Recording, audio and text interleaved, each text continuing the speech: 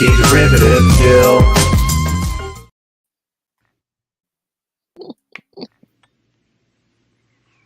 Good tea. Nice house. Can I offer you some tea? Hello, I'm Anti-Derivative Jill, and I'd like to welcome you to Plomeek Teatime number 51. This is my Friday show where I like to discuss a movie, TV show, or some other topic.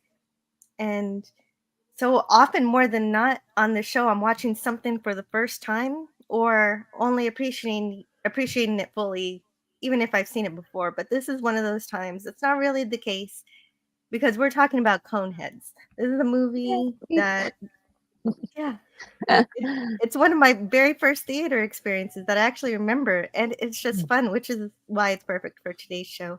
And I'd like to welcome my co-host Scotty R37, who you can find on Twitter or X by that same name.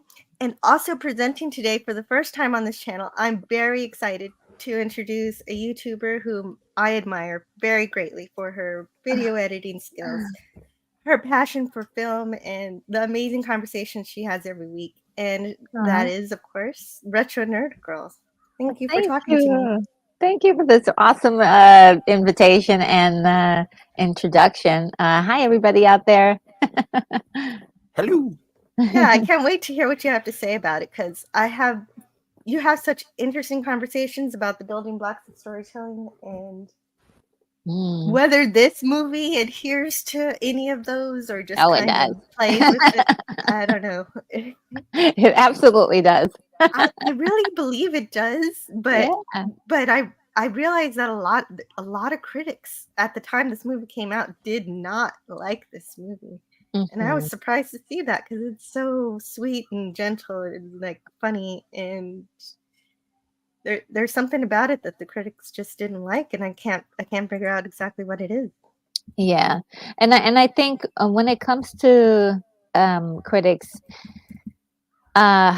they definitely are looking for something different than what the audience is looking for, and not that this was such a blockbuster, but there is an audience for this particular type of movie. And also it is great. Like, I think any kid that sees this movie will love it. They'll die laughing because it is a universal type of movie. Like, you can watch this at any age, but if you were young, you're gonna really love it, because you're absolutely right. And it's a perfect movie for kids because you can drop in at any part of the movie. When I first saw it in theater, I didn't get to watch it from the beginning. Somebody just took me to the theater right in the middle of the movie where he was playing golf, and then he went to the showers. And I was like, what is wrong with this man's butt? Like, I didn't even care about his head. That is so cool. Yeah. And it's funny that the critics would go in being a little too harsh to a movie called Coneheads, and it's based on a Saturday Night Live skit. I think it's sweet. Like, today's the first time I've seen it front to back, and I thought it was. I always heard that it wasn't that good, but it is exactly what I was expecting to watch a Coneheads movie. It was great. It was fun.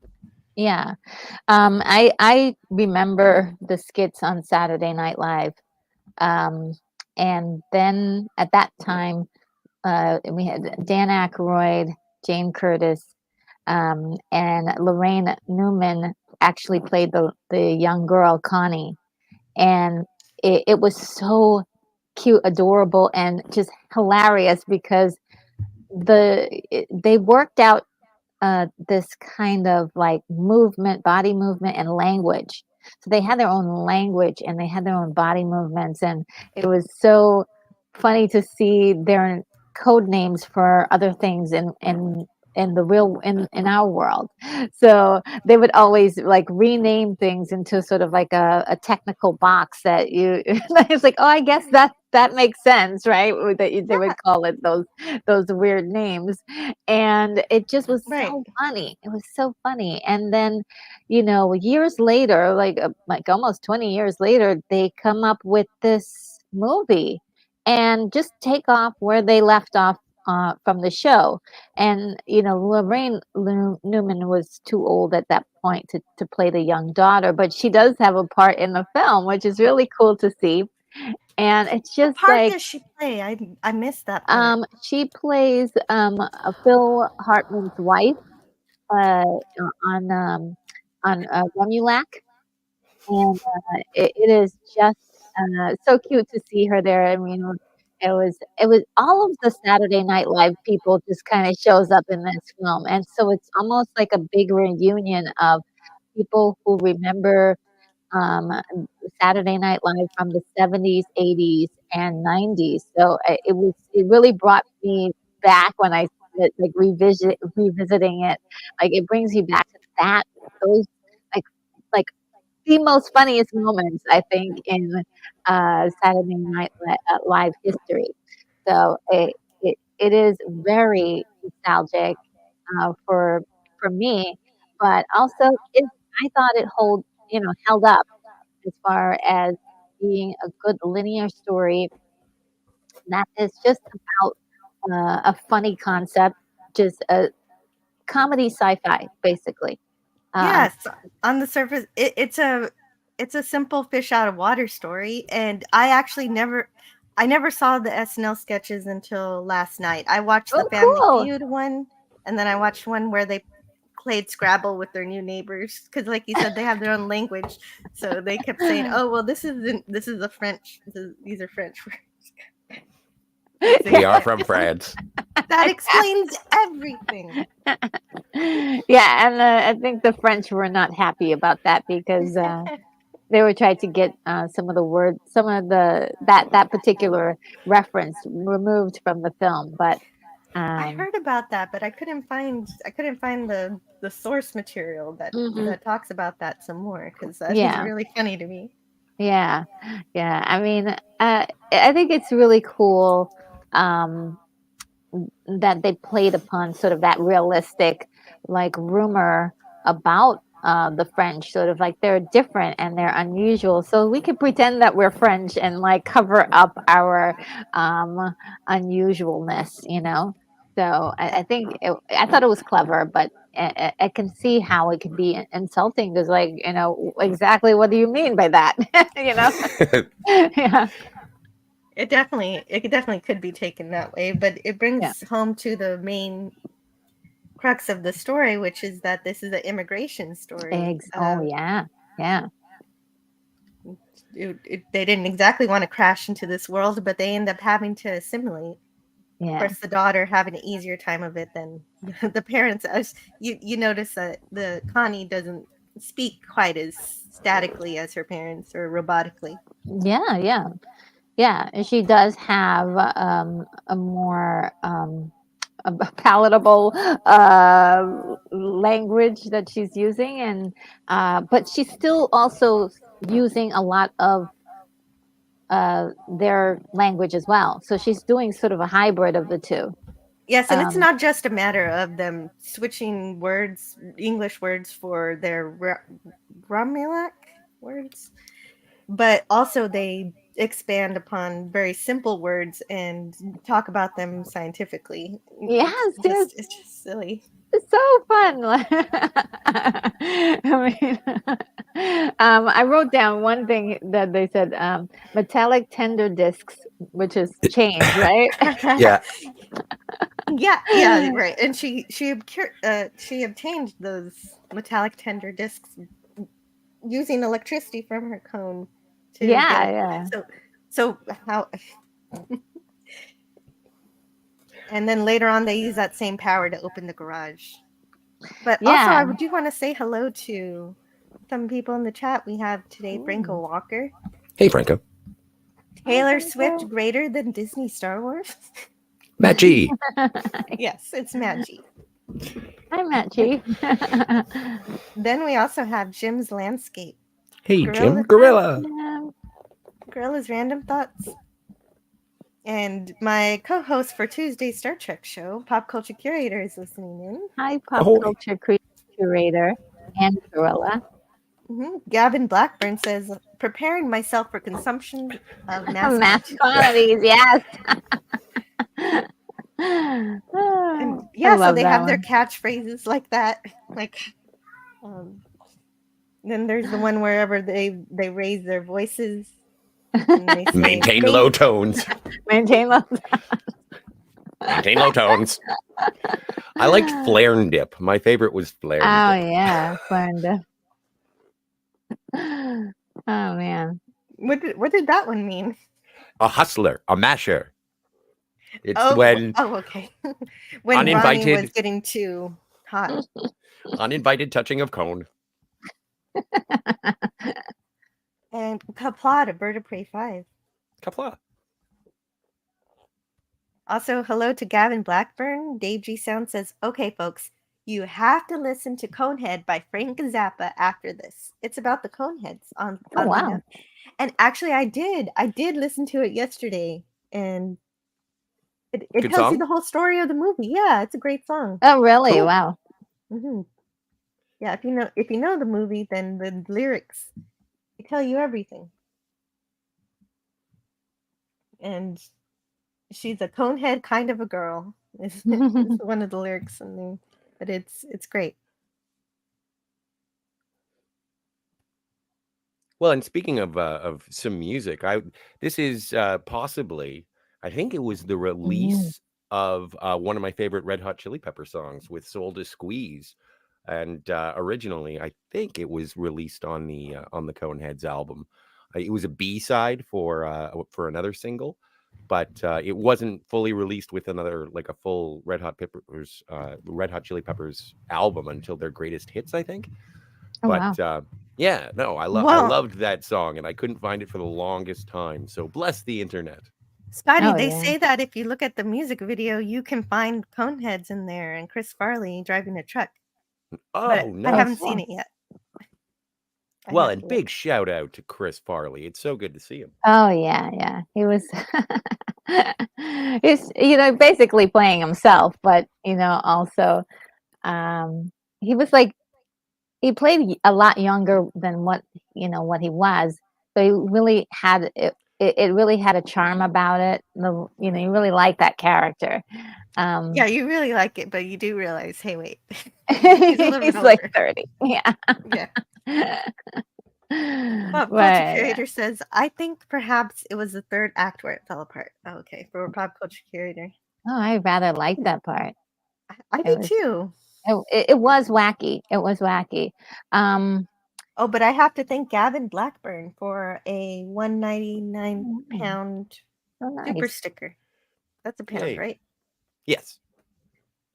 I got to learn my monies. They're good. I don't know any of it, but well, I'm learning.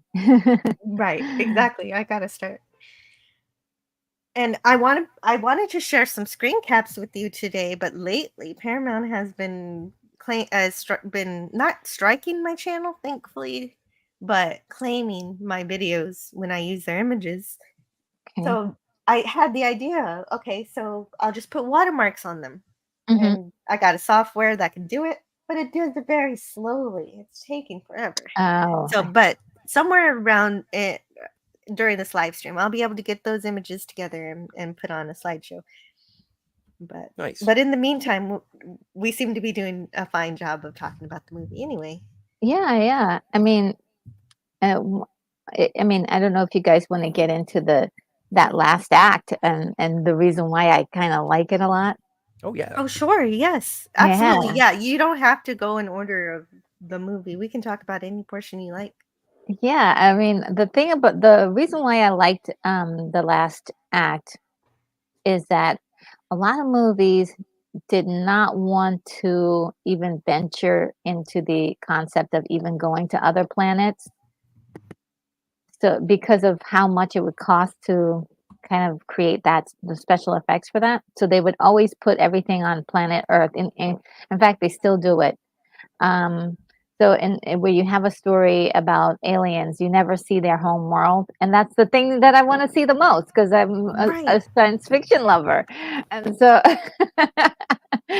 So this movie actually delivered on showing you their world and how ridiculous their culture is, and how how literal they are about everything, and also how savage they are. They're in many ways they're very savage, and but technologically advanced, and so they're just going to other planets and conquering them left and right. And but at Yeah, the that is same time, definitely their and goal. yeah, and then but at the same time, the leader just wants everyone to narfle the bar. Garthok. Well, yeah, whatever the sentence is, like you jaywalk, you narfle the Garthok. Like, come on. Yeah, so it's just kind of just loving that. I love that, and that it became sort of a silly fight, arena fight, and everybody, including the people that were supposed to be rooting for, for um, the what's his name again? Beldor to win. They were still enjoying this, this incredible event where you had the three moons line up with each other, and it was really great. It was silly. I'm pretty certain that must have been Dan Aykroyd, because he loves anything to do with aliens and strange science fiction concepts. So he has a wild imagination, at least did have a wild imagination.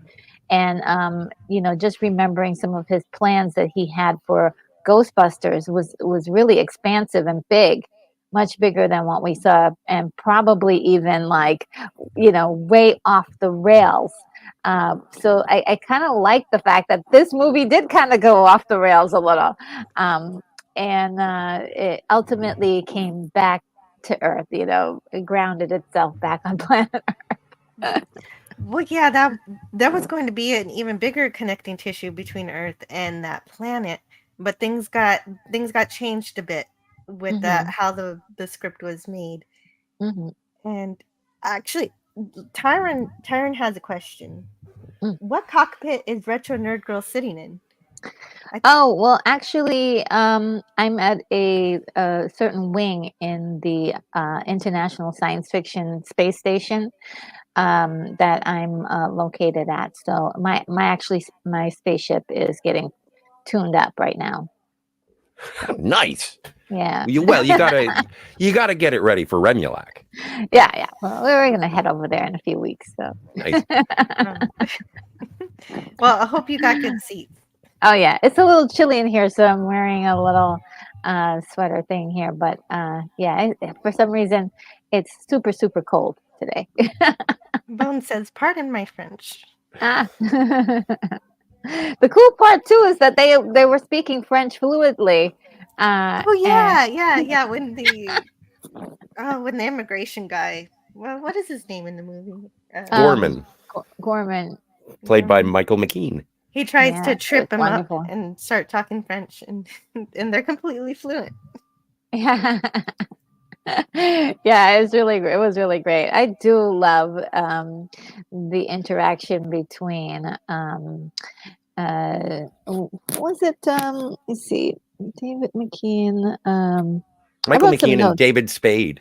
David Spade, yes, David Spade doing his spadiest spades that he can do. He's just like, that assistant that's like, okay, Yeah, let me the yes see. man. Yeah. And I just love the way he had that running jokes like, oh, let me handle it from here. He's having a bad day. And He it was flowed right great. into he didn't have any trouble assimilating as an alien in that Yeah. homeworld. He Yeah, he fit was right he was in. great. He was great. And it makes you think like, okay, what's happening, with him now, that he's kind of stranded out there, but also he's finding a place for himself in this world.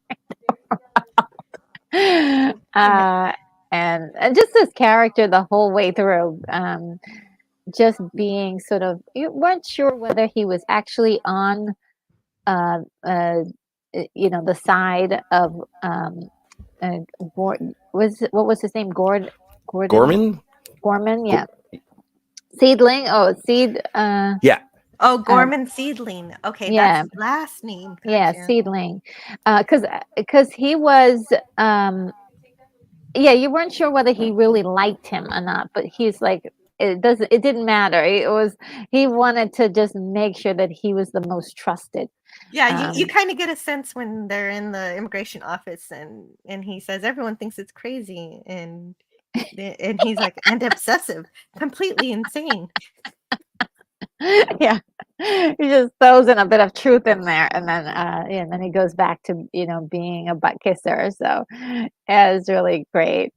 It is. Just a lot of all the characters really shined, or they had a moment to really be awesome, and that's something that I feel you don't get a whole lot so much all the time.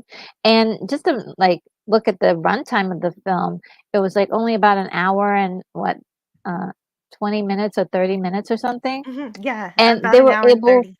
and it felt a lot longer in the fact that it had so much story packed in, and knew how to make sure that they showcased each character, and you got a good feel for who they were. And there were a lot of characters in this story, so that was really cool. That was really cool. I love when the writing kind of takes you on that journey to figure out who these characters are. Even when you get to Ramulak, you still get to know those brand new characters. You get to know who they are, and and understand exactly what they're doing. You're not feeling like, oh, that's totally out of character. You know that, even though, and you can't predict what they're going to do either. So that's what I'm kind of realizing about really good writing, is that you know the character, but you can't necessarily predict what they're going to do. That's the surprise. Yeah, and that is the surprise. He gets back on his home world, and you think he'd want to stay on his home Yes, world, but yes. he does what he thinks is going to make his family the happiest. Yeah, and he loves his planet. He really does love that planet. Because when they're traveling back, uh, he can't sleep. And he has to see his home world. And I thought that was really touching. Um, and of course, at the end, he says, to his daughter, is like, it's not every day a father can give his daughter the world. And I was like, wow, that's pretty touching and just sweet. One thing, also this movie leaves you in a very, very good mood after watching. So it's one of those movies that makes you feel good, a feel good movie, if you will. Yeah, exactly. And lots of really fun quotes and things that they talk about. They don't call they don't they know it's called pizza, but they call it leftover starch disc. Yeah. It's a lot of fun. Those are the best. I do love that. They call rain hydrogen droplets. Hydrogen droplets. Yeah. When it stops raining, we'll leave. But they don't say it like that. Oh man. Pop culture curator says David Spade isn't exactly box office gold. Aw, no, I thought he was great. Depends on the movie. Like with Tommy Boy, that was a big hit too. Another Chris Farley flick. Yeah, and I think David Spade works best with Chris Farley. Together, they're really good. They are excellent team, yeah. Pop culture curator says it's a generational thing. Original fans of SNL understand the weakness in the movie. Younger people like yourselves are going to see it differently. And it's true that I saw the movie before I saw the SNL skits. Mm-hmm. So everything was new and original to me and completely hilarious. I didn't already laugh at all of these jokes before. They were all brand new to me. Yeah. Just so I think they're just great and wonderful. Well, and it's not the first Saturday Night Live movie made out of the skits, because so many of them. You've got like the Blues Brothers and Wayne's Worlds and and Superstar. this is the third one. Yeah, this is the third one after those two, and then there are more. Oh yeah, Stuart Saves His Family, which was the Stuart Smalley movie. And then Hello you to got Suzanne. Hey Suzanne. Hi, Suzanne. Superstar, which was the Molly Shannon character, and Will Yeah. Ferrell's in that. So Night at the Roxbury. Oh, I Night love at the that Roxbury movie. too. Yeah, totes. Yeah. I love that movie. Yeah, that is a good one. It taught me how to dance a bit. Oh, really? So normally I like to find books about production notes, but there are no books about this movie. So the production that I know about is mostly from online. So it's going to be a thing where did this really happen or not? I'm not sure because I can't corroborate any of some of the stuff. Yes. But I did find this cute little catalog advertisement for the movie saying you can buy the movie for $24.98, and it says, "One look and you know they're from a strange place. They're from New Jersey, by way of France, by way of far out Remulac. They're the Coneheads, and their comedy antics are above the crowd. Dan Aykroyd and Jane Curtin star as mega-domed Beldar and Primate." And so, like I said, this movie was my introduction to Coneheads, but I know that they first, of course, came from the Saturday Night Live sketches. And the biggest difference in these sketches is that Lorraine Newman, who played Connie in the movie, plays Connie in the movie. And she's played in, oh wait, Lorraine Newman played Connie in SNL, and in the movie, she's played by Michelle Burke. So the movie has Michelle Burke. Yeah. Well, and Michelle Yes. Burke is one of those weird instances because I've always found B'Elanna Torres from Star Trek Voyager to be attractive, but more so when she's wearing the forehead. And when I saw pictures of Michelle Burke, I was like, you know what? Prettier with the cone. Oh man. Yeah, she did a great job. I think she was. Oh, for sure. Yeah. And wish that Lorraine got a chance to do it, but like I was mentioning before, she was too old at that point and pretend to be a teenager. But it could have been funny because Chris Farley was too old to be a teenager too. Yeah. Oh man. It's really cute though. What a delightful little story, and the soundtrack you guys touched on was really, really good. They had some they picked songs from different eras too, but I did love that that soundtrack. It was really good. Oh yeah, definitely agree with that. Pop Culture Curator says it needed the comedy, funny third act, not the war battle ending. Wasn't in tone with the skits. Just like the war ending in Tim Burton's Alice in Wonderland. Didn't belong. I watched that Tim Burton movie it was in 3D, and it was weird. I know. But this movie was released in July 23rd, 1993. I was surprised at how poorly it did in the box office. It cost $30 million to make, but only made $21 million. So people did not come out to see this. Yeah. It's even news to me that there are a lot of people that didn't like it. It only gets around a 5 rating on IMDb. Not that means all that much, but it had so much nostalgia for me. I just never thought of anyone not liking it. Yeah, it's kind of weird that it just didn't take on a bigger role. But when it comes to like ratings on a comedy, comedy's so subjective that I didn't like it. Well, I found it hilarious. It's basically the two sides of the coin that you're going to find when it comes to the structure of it. It's like, okay, calm down. We're talking about cone-headed aliens. It's not. We're not talking about Schindler's List. So in terms of it's just basically an extended sitcom, right? Which is great. And these like mid-90s comedies, I have a soft spot for them. They make me chuckle, and especially when it's coming off of a Saturday Night Live skit. You just sort of let it slide a bit more. Yeah. Or I do. I do too. Coneheads was directed by Steve Barron, and the screenplay was crafted by Tom Davis, Dan Aykroyd, Bonnie Turner, and Terry Turner. And the thing that I found out with Tom Davis is that he was the one who wrote the first script for the movie. And I did find a book about this. It's called 39 Years of Short-Term Memory Loss by Tom Davis. And all the good stuff is in a chapter he calls Dan Aykroyd. And from this book, it looks like the idea of the Coneheads came from a vacation that they had together when they went to the Easter Island Heads in 1976. Oh. And here's how exactly it happens. Given the book here, written by Tom Davis. That and so that SNL writers were reading real science fiction to come up with their silly alien sketches is really cool to me.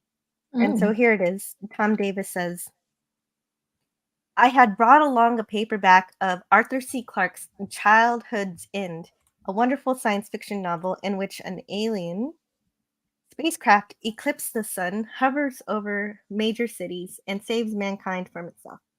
Because they resemble devils and know what the reaction will be, they do not allow humans to see them for 100 years. I finished it and handed it to Dan, who read it in one sitting.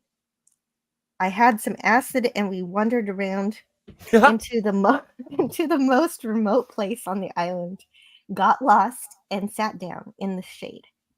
A native girl came up to us. Her name was Marina, a slow-eyed beauty. She guided us to some remarkable spots and got us back to town before sunset.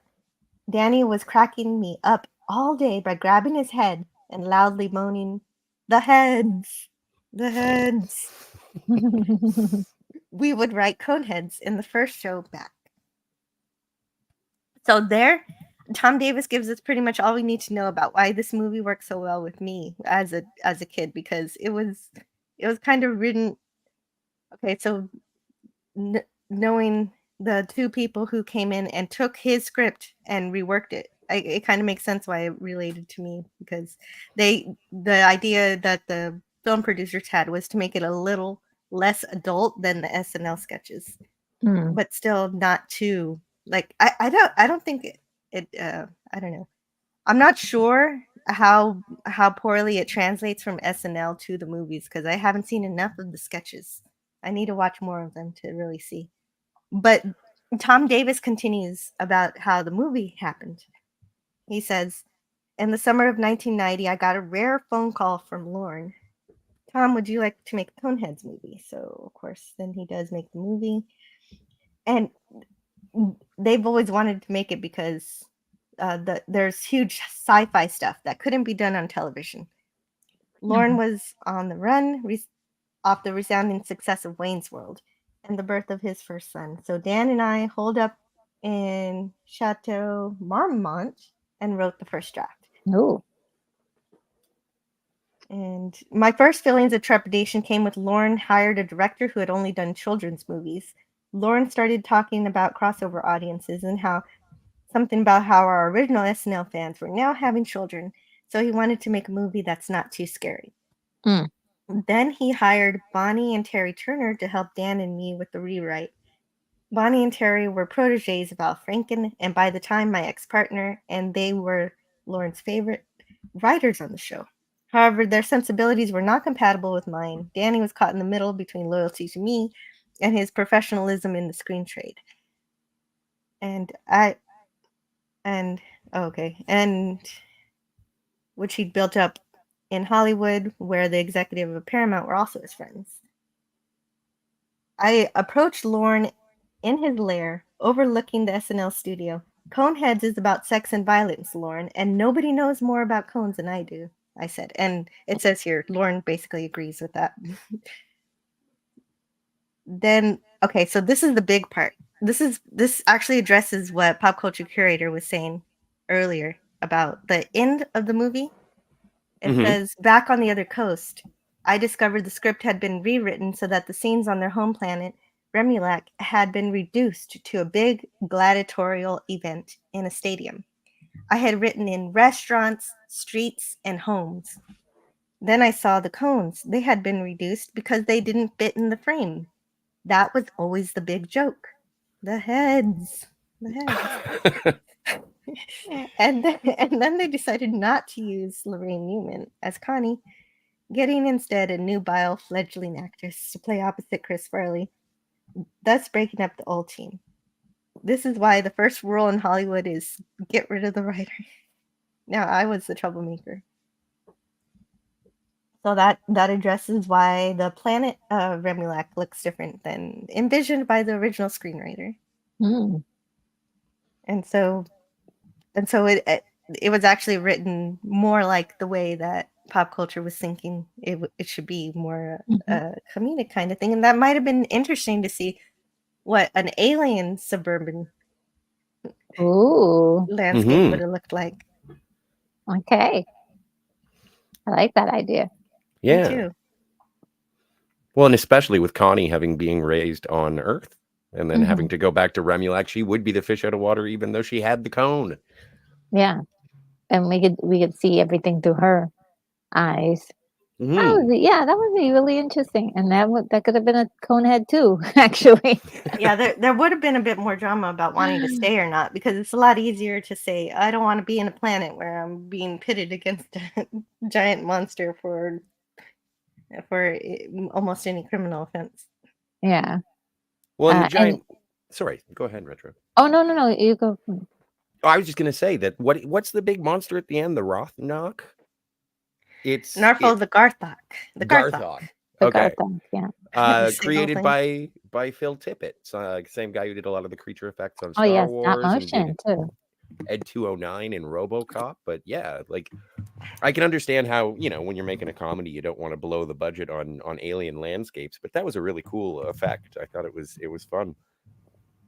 Yeah, I have to say I loved it because it was cheesy and schlocky, so I do like that stuff.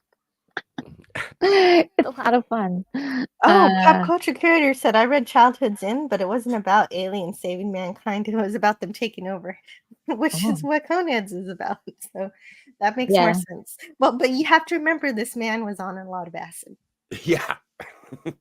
His recollections are a bit hazy. Oh, man. But just with it and watching it is just sort of a huge game of Where's Waldo, where you're picking out all of the cast members from Saturday Night Live. Yes. Obviously, you've got like Adam Sandler, you get Bill Hartman, Garrett Morris is in there, Tim Meadows is at the very end. Like there are so many people just popping up for 2 seconds. What Sinbad as Otto, his boss. It was really good. Eddie Griffin kicks in. It's like everybody shows up. Oh, and Connie's friends halfway through the movie are Parker Posey and Joey Lauren Adams. And Joey Lauren Adams was in it's Chasing Amy, the Kevin Smith movie. Oh yes. And then Parker Posey, the new Dr. Smith from the much maligned, or I don't know, I haven't seen it, the new Lost in Space, but haven't seen the movie either. I'm gonna, after we finish season 1, I'm gonna go watch the movie of Lost in Space. Yes, but this was from the Netflix show, and I can hear pop culture curator cringing about it. Don't talk about the Netflix show. Oh, the Netflix show. I thought you were talking about the movie. No. Gary Oldman was Dr. Smith in that one, but I saw that one. That would be a fun one to sort of go over, and it's kind of 90s schlock. Yeah. Yeah, I wasn't a big fan of that movie, but and the TV show, the more recent one, just doesn't look like it. I don't know. It doesn't look like it has the same charm, and that was the whole point of the first series, the original series, and so now everything is super scary and sci-fi, and everybody's serious. It's so drab. It doesn't capture the spirit, the lightheartedness, the adventure and frolicking of the original. I see. I really would love for sci-fi to be more fun again. Like even the first episode, or the first Star Trek, the original series was very much fun. I mean, Battlestar Galactica, the original, was, oh my god, it was ridiculously fun. Even though they were in dire situations, they were always partying. You know, I was like, look at these boys party. And they were fun characters. They were smiling, they were laughing. And so science fiction, can it be fun? Can it be fun? But also, It should be. I think I yeah, agree with you. yeah. I kind of like it Because when a it's lot of times with science fiction there's always some we're either learning about what we can become and how we can become better, or advance in technology or societal wise, but we Mhm. can do it in a way that is a lot of fun. It's something that they need to remember when they're writing these scripts, is to Yeah. let us have a good time. Yeah, yeah. Just a little bit of fun, but also know how to do, like, I don't know if anybody knows how to do it very well, because sometimes it's like, oh yeah, we're gonna do this fun thing, but also it makes no sense in the world that you've created. Because see, watching Coneheads, there's a lot of stuff that's really not believable, right? But this world, they've Mhm. set up this world and set up some rules. Like nobody notices that they have cone heads or makes a big deal out of it, except for one guy that's like a total jerk, right? Played by Yeah. Tom Arnold, and it's like, we know like that Yeah, but guy. he don't worry about him. He's not a member. Yeah, he's not a member, and he's a total jerk. And so there is this, everybody else seems to accept they don't have any problems with Connie at all. No one's making fun of her because of her cone head. She's accepted everywhere she goes. So it's very unusual in that fact, and but think also it, at the same time, like it's it I think it's very much part of 90s culture, which was like everybody get along, and don't judge people by their true. appearances. Yeah, yeah. It's true. So that, and I love that about the story, and especially like you have so many people trying to help the Coneheads all along, and there's something also to like a commentary about being oneself in there too, because originally earlier in the story, he takes on the name of DeMarco, right? Or is it, yeah, or no, Yes, that sounds right. DiCicco. And he's Donald R. DiCicco. And of course, Adam Sandler shows up to give him like a fake ID and all that stuff. And so he goes along pretending to be DiCicco, but ultimately the when it what it where he becomes the most happiest is when he becomes himself Conehead, and uses his real name, Baldock Conehead. And it just really feels like he's accepted himself. The family is now thriving at this point, and just he's being who he is, meant to be, but also assimilating to the culture. Hmm. Yeah, Yeah. exactly. That's why this is a big immigration movie. From the moment that Sinbad is talking about how hard he works, if I had 10 more people like Yeah. him, I could retire. And Yeah, what a great I do well, love the story of this. There's also a lot of setup and payoff, which I do love in a story, because you learn like all these little details about characters, but oftentimes these little details are dropped. But we learn that Balzac really wants that golf trophy, and he's been practicing so he can get better. And then it turns out that that same technique of learning golf is actually the thing that separates him from the other contenders in the arena, and he uses it to defeat the beast. And yeah. it's just like, oh, okay, so that paid off. So I did love that about the Yeah, story. so maybe he didn't just go back to Earth because of his daughter. He also enjoyed he enjoyed living there himself. And he knew his wife was happy there too, because they would have talks. They had one talk in their Mhm. stand-up bed about how they were happy on Earth. Yeah. And I think too they know that they're not going to actually be able to um, be accepted back into their community. Uh, in the same manner because they've physically changed their face, with the changing their teeth. And so that's like a big cultural no-no. And they've also adopted many of the culture. They've adapted to the culture here on Earth. So why not just, I think it would just cause more trouble for them to stay. Trees on. And if I seem a little distracted, I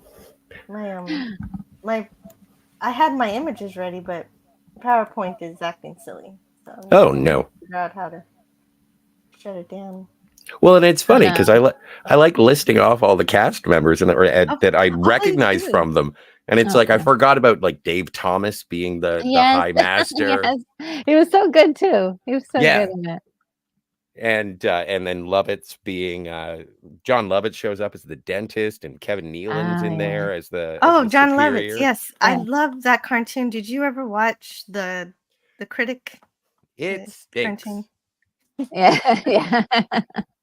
You nailed it. Yeah, I did. I loved what he says. Wider. Open, please. But it's just so goofy, and like you said, people are just they roll with it. They take these French people at their word and just, well, that's strange, but I guess it's because they're French. Yeah, I do love this. Yeah, and I think a lot of that joke has been reused for aliens and things later on. They're just from another planet. Well, and another country rather. No, they do it in TNG with Data. Well, he's from South America. He's from South America. And then, who's it in the? It wasn't a good movie, but I remember seeing it. Was the 1998 Godzilla, and they had Jean Reno playing a military guy, and that was Matthew Broderick's excuse for anything that he did. It's like he's from France, so. It was kind of cute, but I was checking out some of the director credits from Steve Barron, and I didn't realize he directed the 1990 Teenage Mutant Ninja Turtle movie, and I was like, wow, same guy who made Coneheads. Neat. Oh, that's what Tom Davis was talking about. He directed children's movies, and that's a good one. I want to thank Dark Hour for $2 super chat. He says, "Please accept this human currency from France." One of my favorite moments or jokes is of course when the first time that I keep forgetting his name, Beldar tells his wife, greetings human or Earth Woman. Yes, greetings Earth Woman. As like, and she goes, ah. They're like, she just laughs at so many things, and their laugh is so hilarious. And she's laughing at the Bible as she's reading it. She's just finding it so hilarious. That makes sense because apparently she was reading Revelation saying how the world would end, but she's like, oh, she knows how the world's going to end. We're going to conquer her. So this is Oh man, that's really really funny. So yeah, I had a blast watching this again. I did too. My favorite was, it wasn't even my favorite of her laughs, was when they were grocery shopping and they discovered the eggplants. It's just like, the timing of it and the way she presents it. And then she looks at it and she's like, oh, it's okay. She almost carries it around like a baby doll. Yeah. It's cute. So great. And then she has her seduction scene, which is that's one of the highlight of the jokes. And it's a grown-up joke, but it's still cute. And of course looking a lot like Marge Simpson with her hair like the wig. Yeah. So yeah, just a great time all around. Absolutely. Yeah. And I'm a big fan of I'm a sucker for sort of deadpan humor. And when Jan Hooks Yeah. as the lady taking the driving lessons from Oh. Beldar, that was I just can't. I don't think I'm ready for the test yet. We're only human. And then there's a wit. You are wise, but there is a sadness to your wisdom. Yeah, I Just though, do that. like I would if I were to compare it to other Saturday Night Live movies, like I don't think this one is as funny as say like Wayne's World, but Mm, I still enjoyed it. Like it's definitely I would put it in it's not hard to have a top 5 for SNL movies, but it's up yeah, there. yeah, yeah. I really do enjoy this one. I'm trying to think, which one is my favorite. Um, I do visit Night at the Roxbury quite a bit because it's just so silly. But and then Superstar is really incredible. I think that's more of kind of takes you on a little odyssey a little bit, but I like it. But yeah, this is definitely a special movie. If I were a parent, I would definitely introduce this to my kids just to show them, um, uh, funny, something that has a little bit of nostalgia to it, and also so they can have kind of the history of knowing what Saturday Night Live was, and all that comedy history, and also like this movie is definitely like okay. I Mm. guess depending, not too young, but like Yeah. Well, somewhere in actually, well, between. I was Somewhere 7, so I don't really think it was too a bad. It problem. was Okay.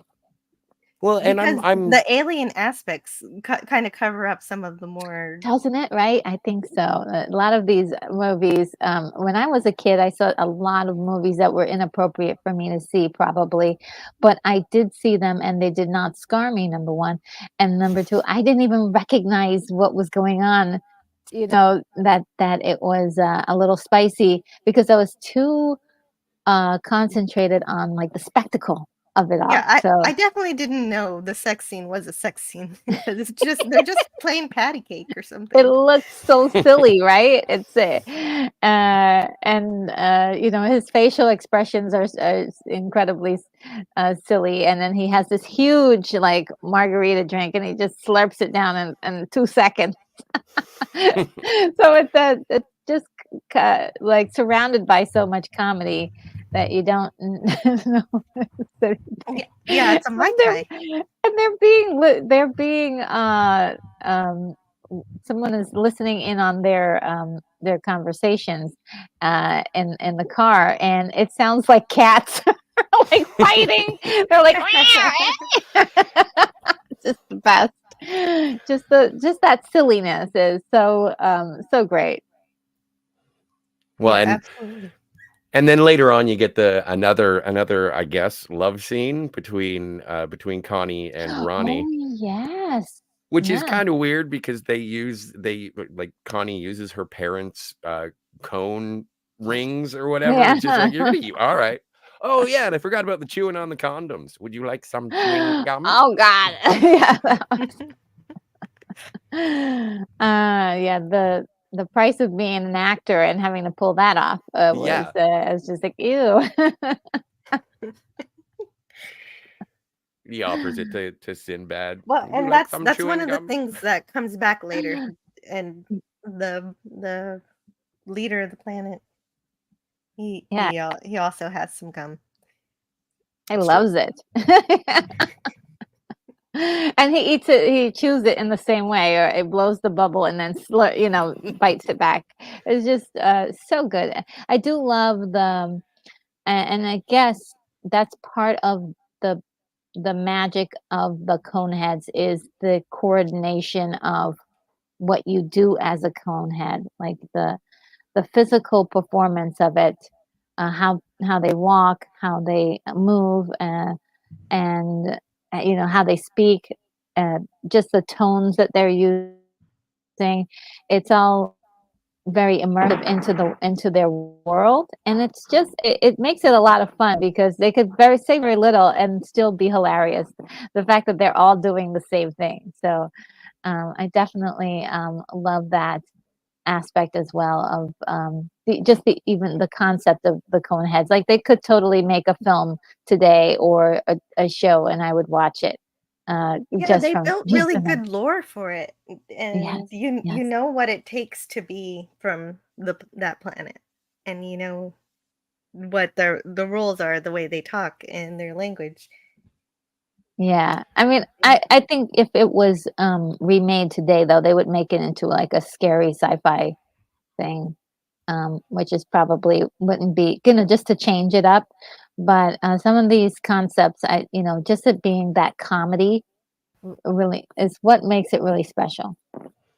Well, and like you said, not everything has to be a dark and gritty remake. Just have the fun Mhm, with it. Make it mhm. so.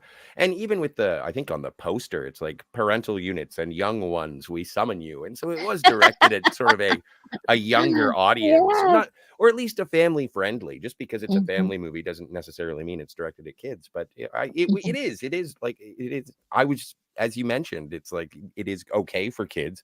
And I was trying to remember, is there even a swear word in it? And I don't think so. Even when they are swearing, they're swearing as Remulac.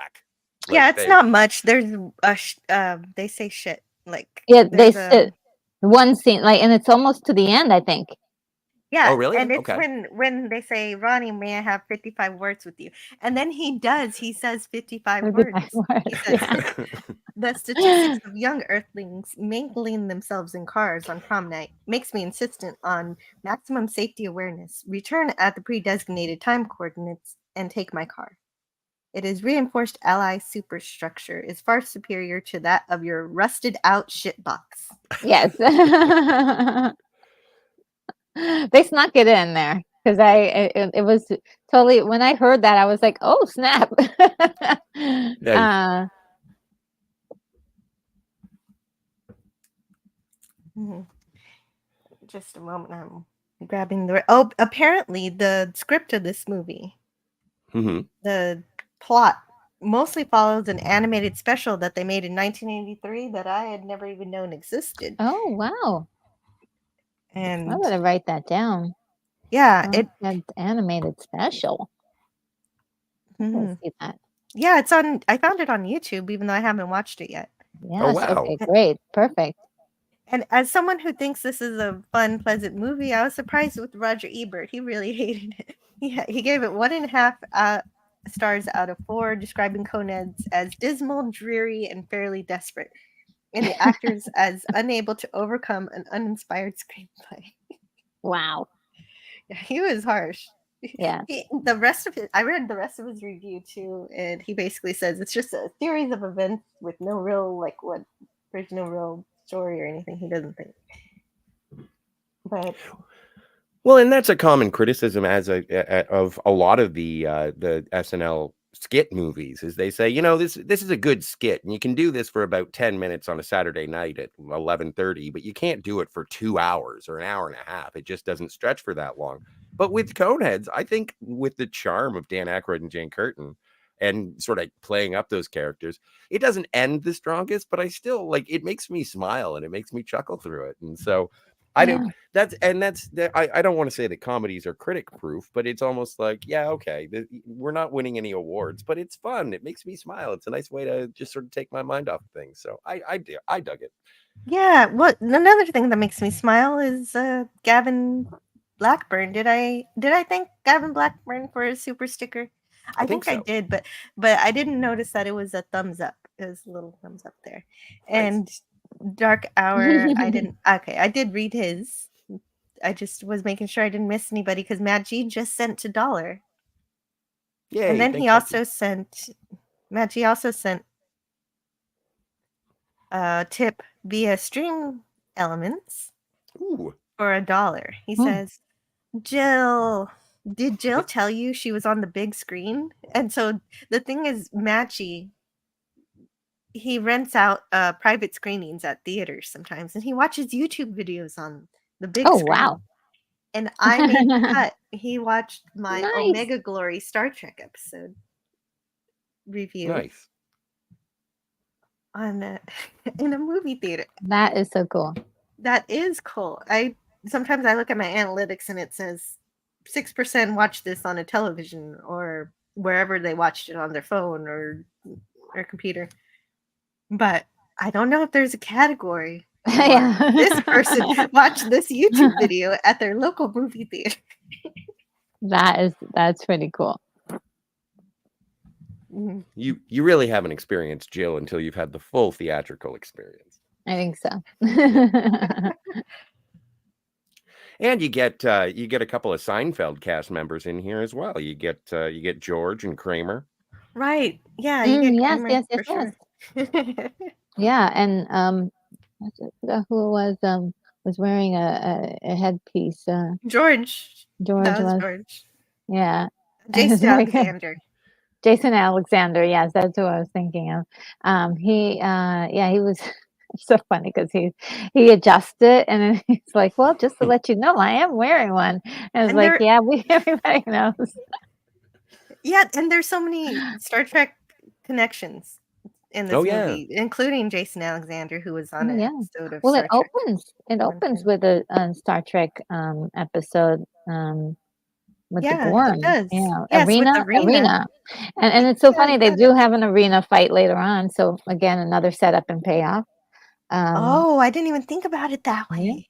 Yeah, and so they that was a great scene because you can it's also foreshadowing like that, Star Trek being, science fiction out of space, and then here are these aliens coming Now, another thing I noticed when I was watching the intro was the whole scene of the spaceship or the Air Force noticing the shape the spaceship kind of looks a lot like the found or the footage that they're releasing now of UFO sightings, and some of the things that the pilots say were similar. Like, oh my God, that thing is going so fast. It's like, wow, it's really like almost word for word some of it. So I thought that was really cool. I was like, wow, that's you know what? That could be very intentional, given Dan Aykroyd's interest in the paranormal and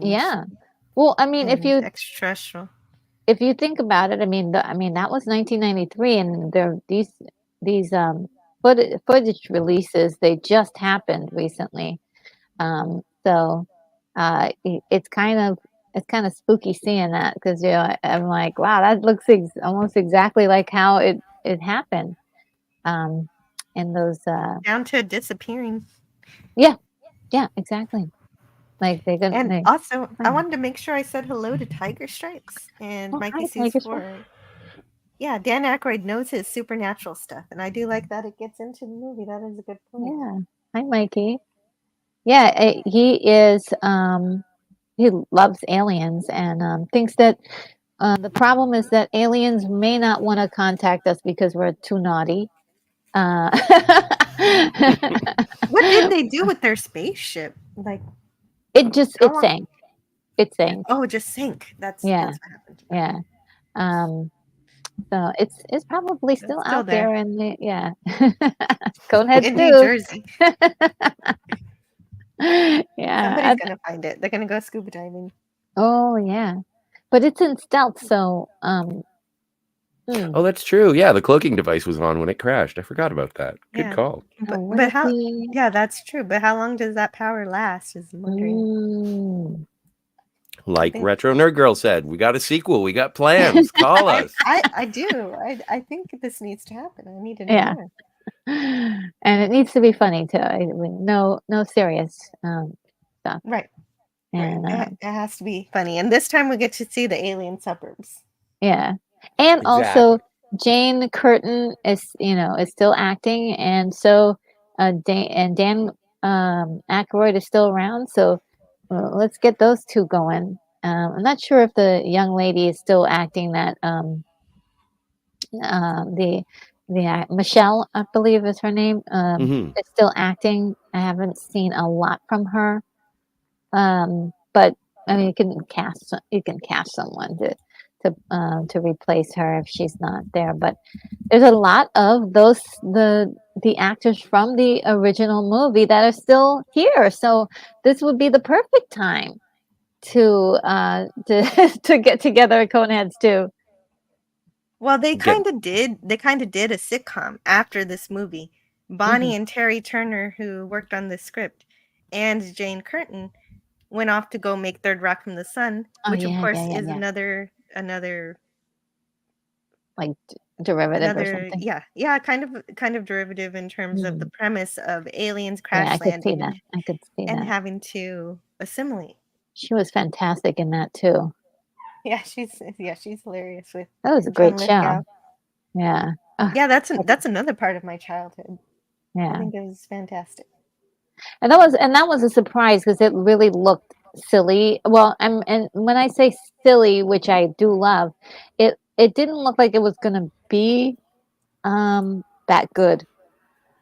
Oh, the TV show? Yeah, when I first I was like, what is this? But when I saw, quite a few episodes and just realized how good they made it, was like, wow, this is juicy, and I should have known better. John Lithgow, is very good in everything that he does. So it was fantastic. Well, and you get Shatner on Third Rock from the Sun too, as big giant head. Yes, so exactly. What about that? We got 6 degrees of Star Trek happening all over the place, and now my mind is racing, and I'm like, yeah, no, Michael McKean was Fear in that episode of Voyager, and I'm trying to think if any, and as you've mentioned with Jason Alexander, also on a Voyager episode. I'm trying to think of who else went on to other treks. Yeah, the cool thing about Jason Alexander, he is a big Star Trek fan, but he never wants to play human. He's like, if I'm gonna be on Star Trek, you got to make me an alien. And same thing happened when he got to guest star on the Orville, and he was that reptile bartender.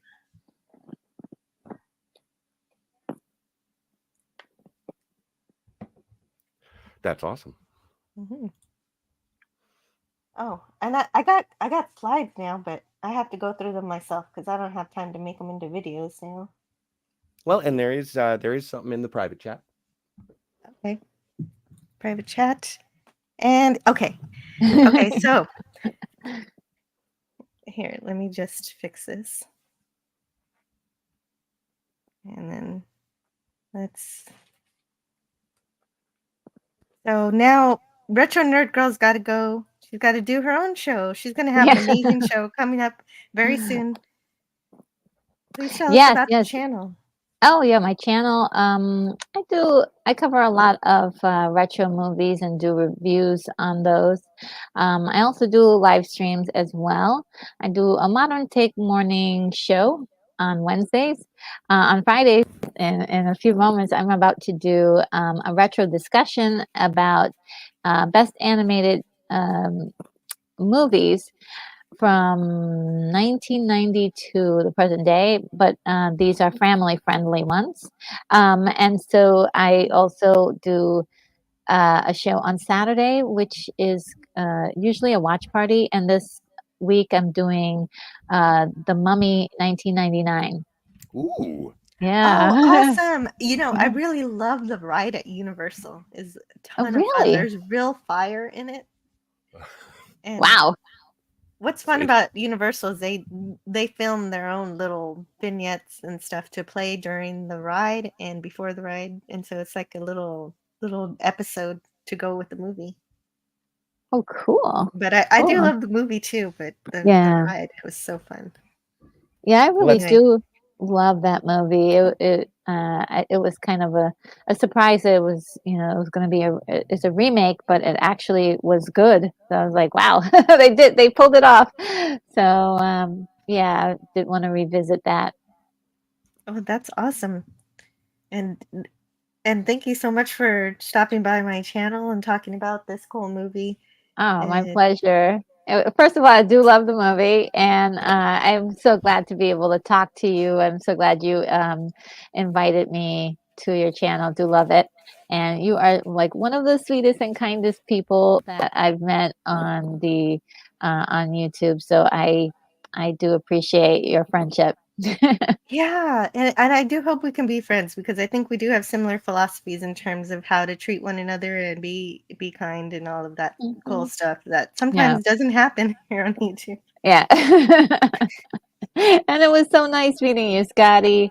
Oh, nice meeting you, Retro Nerd Girl. Yes, yeah, you guys are such great conversationalists, and I always love stopping in to watch some of your live streams. I'm not always able to comment, but and be a part of the chat. But when I do, everyone is always sweet. And thank you to everybody in the chat who has been really sweet and supportive today, and saying hello to me and leaving me comments. I appreciate that as well.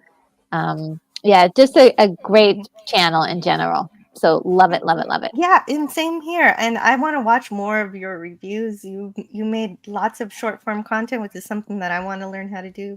And so you're a big inspiration to me and what Oh, I do thank too. you. Thank Yeah. you. Well, guys, I'm gonna bid you adieu, and I can't wait to watch the rest of this because I'm gonna rewatch this later and see what else you guys have to say. Mm. Oh yes, and same here. I'm going to watch your show too today. It sounds like a lot of fun. I'd Oh, like to talk more about animation myself, and so that'd be fun to listen to. oh yeah, yeah. Well, take it easy. You guys have a great You one. too. Bye, Bye. everybody. See ya. Bye. That's really fantastic. I'm That gonna is. have to go and check out that for the modern animated movies. My vote goes for The Incredibles. That's on her thumbnail. No, well then there we go. So she Perfect. would agree with you. You know what's one that I haven't seen is The Iron Giant, and I've heard it's really, really good. But it's so lovely to see Retro Nerd Girl. You That was so haven't great. seen The Iron Giant? You heard me, lady. What? I know. We're gonna have to cover it, I guess. I guess. That movie makes me cry. How could you not watch it? It's so Maybe good. that's what it is. Maybe I've heard too many people cry because But of no, the it's Vin good. It's Diesel. good. It's okay though. You got to watch it. I am looking forward to it. I have nothing against it. I just haven't seen it yet. But yeah, but that would be fun. So if you guys get a chance, you should check that. Check Net Retro Nerd Girl's thoughts on the animation from 1990 to present. Oh heavens!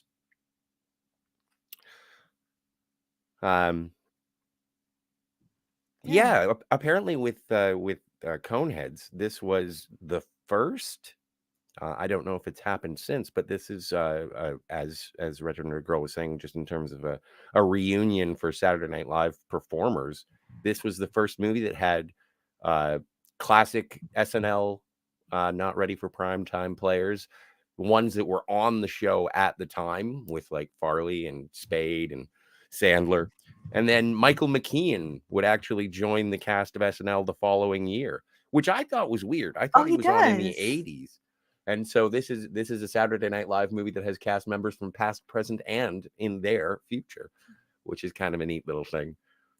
Yeah, I saw his name as an SNL member, but I didn't realize he hadn't joined yet. That's neat. I wonder if this performance was what got it for him. Well, and also because Michael McKean had done, he was in Clue, and he was in Spinal Tap, and he had been in, and he was, I forget if he was Lenny or Squiggy in Laverne and Shirley. So he had been around for a while, and so it was interesting when he joined the cast because it was like this established actor, this established star was becoming a member of the troupe. Okay, so I have my slides finally. I finally got them together because I had to put these watermarks on my images because Paramount doesn't like me sharing their images without altering them. And so they're now altered. I do like the font with all of the letters looking like cones. Oh yeah, that's a good point. They really do. And so, like we mentioned earlier, it starts with arena. I wonder if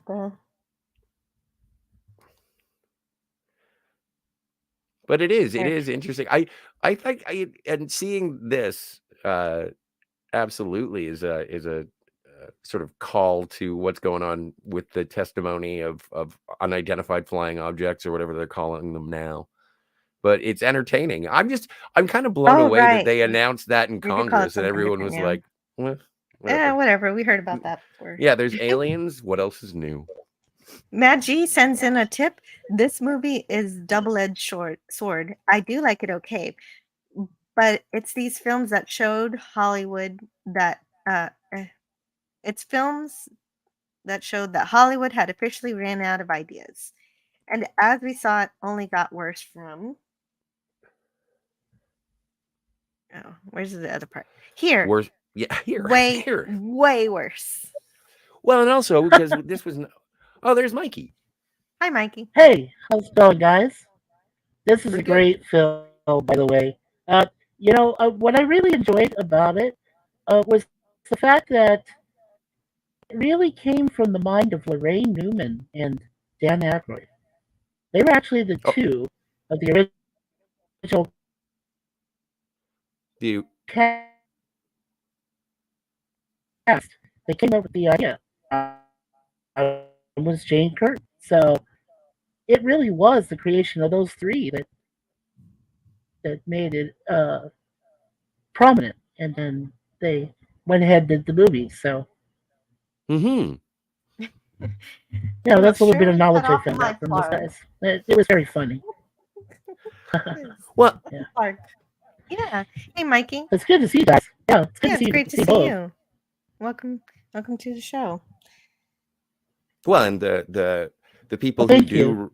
recall the original Saturday Night Live, like when it came out in the 70s, these were two of the hosts of Weekend Update. You've got Jane Curtin and Dan Aykroyd, which had the famous punchline, "Jane, you ignorant slut." You And, ignorant slut. The Office uses that joke, and it is hilarious. it is funny. It's great. It's timeless. It was. It is. Yeah. Was it? The first one who said that was it Dan or was it Chevy Chase that said that? I think it Jane, was. you ignorant slut. I think it was Dan. Dan said, okay. Yeah, that's right. Okay, he did. Yeah, I remember. That was hilarious. And I've been completely remiss. I didn't even mention that Dan Aykroyd is a Canadian, one of our greatest exports. You're welcome, America. He is. Yeah, thank you. And a proud Canadian at that. It's fantastic. Oh, yes, he is. Have you guys seen some of his awesome conspiracy theories and UFOs and stuff? Oh my gosh, it's worth watching. It really is. If you watch him, especially about UFOs, he is really knowledgeable. He does a lot of research. Yeah. Oh, he is. Absolutely. Yeah. To the point, sometimes it can get interesting, and then other times you can be like, wow, you are really into this. Yeah. I haven't listened to any of his broadcasts about that or his blogs or anything. Oh, you Pretty really fun. need to. You really need to, Jill. Honestly, need to, because he is so knowledgeable. My gosh. I mean, like, I'd rather hear him talk about ghosts and poltergeist over any other knowledgeable person out there. Even Zakis from that comes from Ed and Lorraine Warren. So yeah. Well, and I remember seeing a thing with Dan Aykroyd, and they were talking about it was like a car restoration, and they had restored the original Ecto 1. I think it was the original Ecto 1. And I think for Afterlife. And he puts it might have been for Afterlife, but the thing, and when you talk about his attention to detail and being thoroughly knowledgeable and well researched, when they were restoring the car, he was going through and telling the guys who were restoring it, because they were doing it for screen accuracy, and he's like, okay, and that device does this, and that is a PKE meter for the car, and he knew exactly where everything was. And so there's a lot of stuff that goes into the creative process that you may not even think about, but people like Dan Aykroyd and the writers of these movies, if they're sort of showing them the love that I think that any creative person wants to, It's like they know exactly what's going on every nook and cranny of the story that they're telling, which is really admirable. Yeah. Now this is what's interesting. Informer and Oh, we started over. What happened? We've gone back. current regulars. I mean, you had Adam Sandler in that last scene. You had David as a. Oh, I don't know. No, we're catching up. And We're catching up Wrightstown, again. New Jersey. Believe it or not, that was supposed to be. Yeah, there we go. Wrightstown, New Jersey is supposed to stand in for Hackensack, New Jersey, which is where Orson Welles did his famous War of the Worlds thing. Oh, right. Back on the radio. Yeah. So when they used Wrightstown Air Base, they actually where they were paying homage to Orson Welles' War of the Worlds. Oh, wow. Okay, Course, I didn't catch that. That's great. Yeah. Of course, there's the late Dan Hartman, who was murdered by his wife. That's rest in peace. Sorry about that, Dan. And he's the only one that didn't survive. Yeah. He didn't survive, but everybody else did from this show. Yeah. From the movie. Yeah. Well, and Jan Hooks, the lady who plays the Jan Hooks student, too. she also passed away. Right, yeah, unfortunately. I like Jan Hooks. Yep, there's Adam Sandler on the right. Yep. And then you got Sinbad, who's a great comedian himself. And then of course Dan Aykroyd. So you got like three legends right there of comedy. Oh yeah. Still alive, yeah. And two of them, of course, the Canadian. I don't think Sinbad is, but I know the other two are. No, I think I don't think Adam Sandler's Canadian. Oh, I thought he was. Oh, okay. Nope. That's an American boy right there. There you go with the blowing the condoms. Yeah. That's not exactly the way I wanted that to come out, but it's true, so I guess it works. Yeah, no, it's accurate. But did you guys know that David Spade, when I lived in Arizona, he comes from Arizona. He's born and bred. He was famous back then. Hometown boy made good. Unfortunately not Chris Farley, but David Spade did really well. And Emma Stone comes from Arizona also. So there's two products we know. And then, of course, Jordan Sparks, who won American Idol. She came from West Phoenix, Glendale, actually.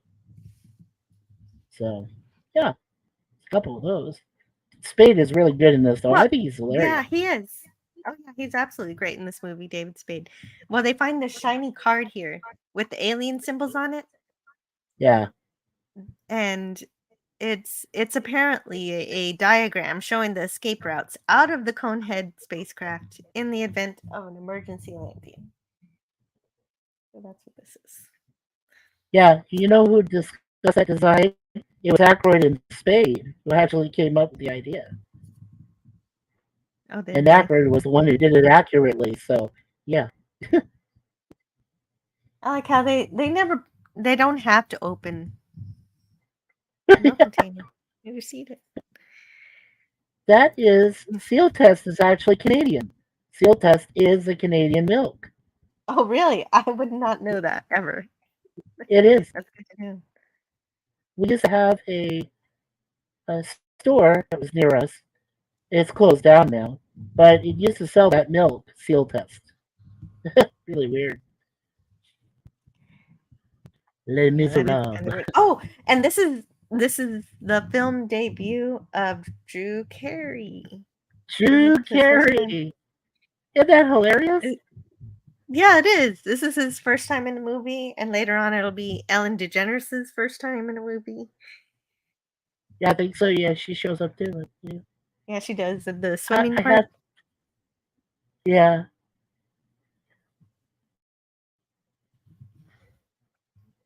The impending home prepares for its emergence.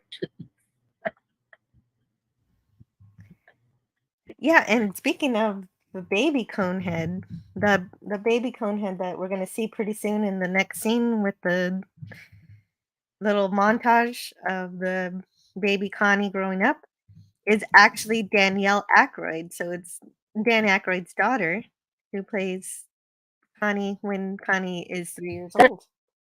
That's so cute. Yeah. It is. It is adorable. That makes that entire scene a family. It's actually a photo album, family videos, home movies. Is what I mean to say.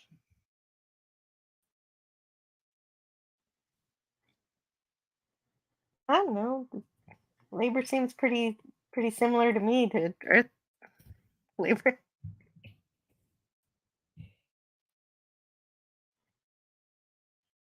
Yeah. Look at Sinbad. Oh, yeah.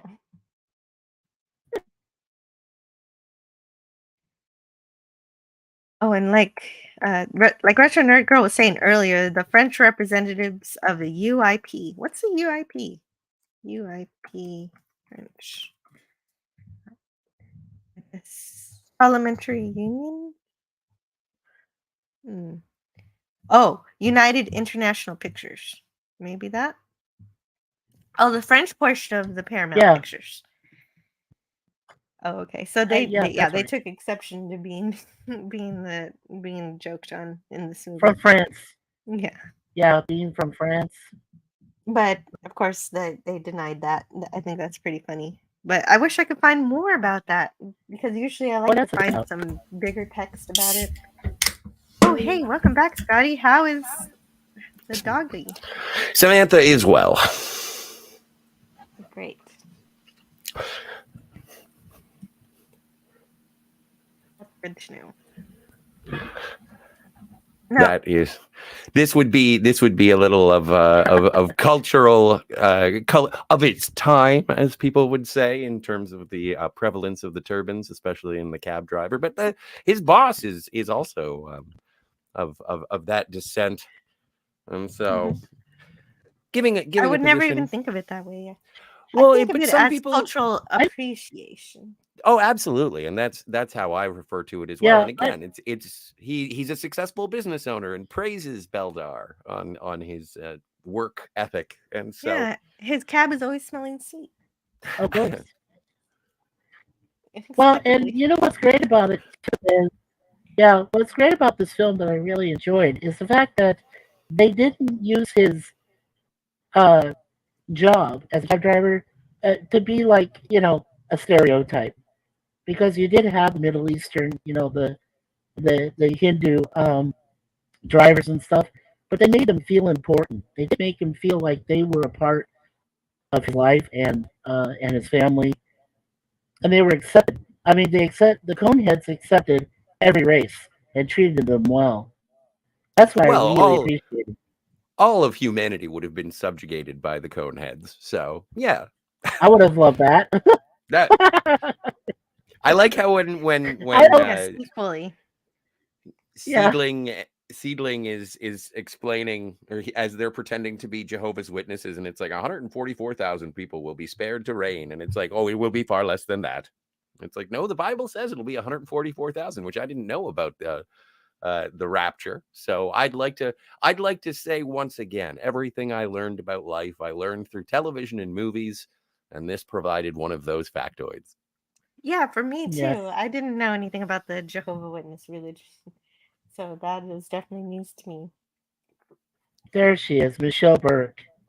You know, she done she has done Broadway, right? Yeah, I think that's how Lorraine Newman got in touch with her and said that she could do Connie. You know, and she was also in Dazed and Confused. Yes. Yes. Actually, now I want to know when Dazed and Confused came out, because I was rather... Oh, it was in 1993 as well. Yeah. I'm curious as to when the specific release date was, just because the credit for her in Coneheads says, and introducing Michelle Burke. In 90. And Mikey, weren't you're cutting out quite a bit. We don't know what you're trying to communicate to us, unfortunately. And that is always the thing. That sometimes happens with Mikey. He has really great, cool stuff to share, but sometimes The his spirit is connection. willing, but the technology fails. Yeah, the spirit is willing, but the net is weak. This is a fun bit where he fixes the lawnmower and basically just licks off the spark plug. Yeah, like also like chewing gum, kind of like he's just like sucking out whatever's obstructing the function of this component. And it works. And it works. Does Jason Alexander actually like having hair? I sometimes feel like he likes being bald. But And yeah, not in Seinfeld, and not with he hair. just lets it be bald. He puts hair. He puts a obviously fake, obvious toupee on for this movie for comedic effect. Well, and Yeah. I've seen other movies with him where he wears a toupee as well. He was in a television remake of Bye Bye Birdie, and he Now this is sad. and he's wearing the Yeah. toupee with that. Yeah, this unacceptable. Yeah. That's what Max Redstone was saying. Chris Right Farley. here. Max Redstone That's Chris said Farley right there. That's one of his last films before he yeah. One of them. Well, he also so I did have a little bit about him. I didn't know if you wanted to talk about that. Oh, for sure. Yeah. He was, of course, he was released from his SNL contract in 1995 as a result of his growing addictions. He made an appearance in several SNL films, including Wayne's World, Coneheads, Billy Madison. Oh, that's a SNL. But his first and most successful major role was in Tommy Boy, 1995. Tommy Boy. A Marquette University graduate, as was Farley, the character Callahan went through several life changes. And then of course there's Black Sheep, but they failed to repeat the same loser turned to winner formula. I didn't mind Black Sheep. Set in Washington State, it features Farley as a reckless brother of a defrauded gubernatorial candidate. Chicago Tribune film critic Gene Siskel wrote that it was one of only 2 movies he had ever walked out of in 26 years of reviewing. Wow. Okay, well, there's his review. And both movies made $30 million. And then there was Beverly Hills Ninja. Oh, that's a fun one. I forgot about Beverly Hills Ninja. That's the last movie anyone remembers because there was production on Almost Heroes, which did come out, but was apparently really bad. It was about they were competing with the Lois and Clark expedition. It's kind of a funny premise, but I guess it didn't work out because the film only grossed $6 million. Well, and I think his actual last movie that he appeared in was Norm Macdonald's Dirty Work, but Almost Heroes was the last co-starring role that he had, and that was with Matthew Perry, Chandler from Friends. We talk so much about Space Chandler, we forget that there is an actual Chandler. But it's one of those things where people praised Chris Farley for being so funny and so talented, and it's a shame that we lost him to his vices.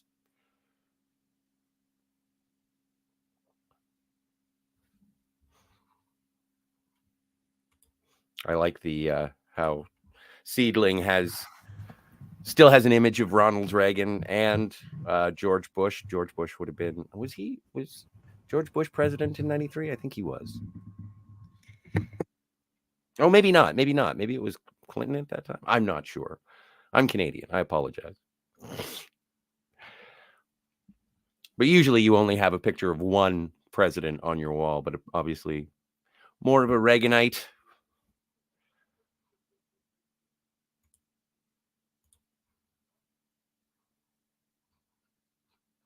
And yeah, these interactions between David Spade and Michael McKean are entertaining, and they show that the time has passed because he had, Michael McKean had more natural looking hair.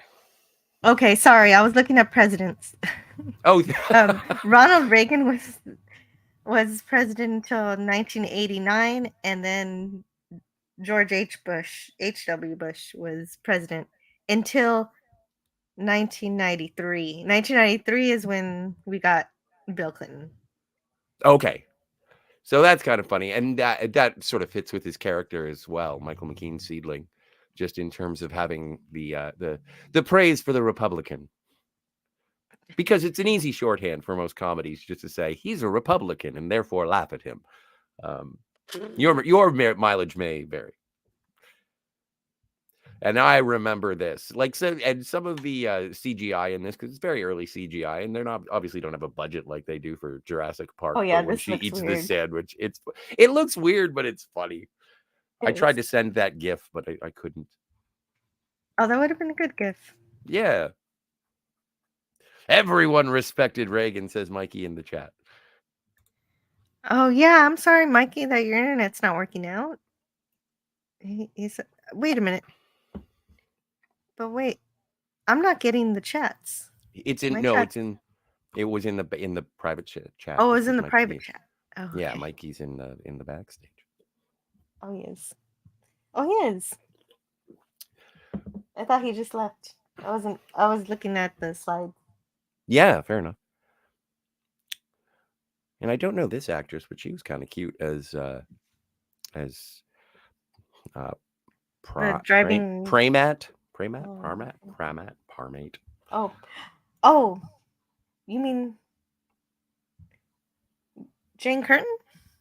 No, yeah, Jane Curtin's character. Mm-hmm.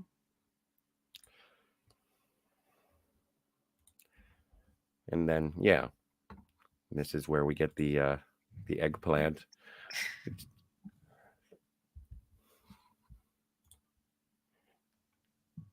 And Jan Hooks. I just love the looks on Dan Aykroyd's face as he's getting more and more just absolutely not frustrated, but nothing is happening. Nothing will come of this. You are my student. I am your teacher.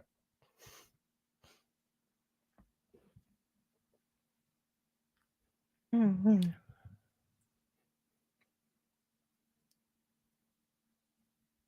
And what else I had? Oh, right.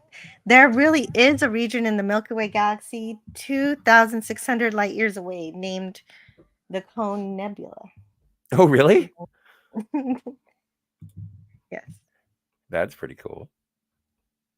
The problem with that is that now I want to see the Cone Nebula. Is there a picture of it? Of the cone? Oh, there must be a picture of the Cone Oh, yeah, Nebula. there is. So you're saying that Coneheads is based on a true story? Yes. Okay, perfect. That trip that they had in Easter Island was actually an extraterrestrial experience that Dan Aykroyd never really fessed up to. But yeah, there's actually some really good pictures of the Cone Nebula. And if you look really closely, you can see Remulac. Yeah. Really close. And here's some more. I love looking at space pictures. It's true. Great.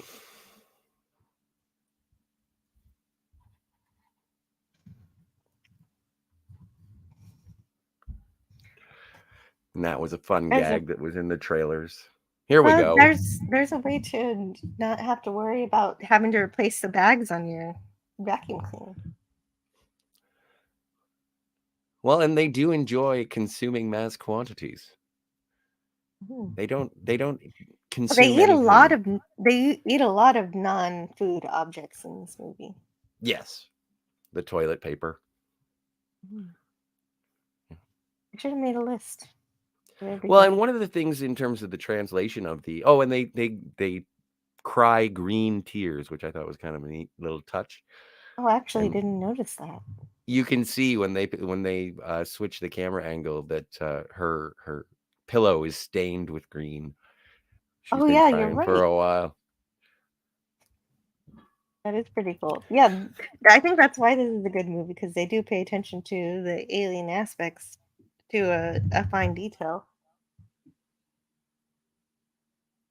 But this is also something that was sort of escalated in the original skits, was that the Coneheads were definitely more aggressive in their intent to take over the planet as they attempted to blend in.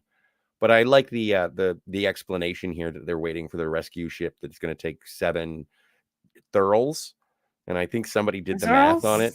Zurls, and Yeah, Zurls.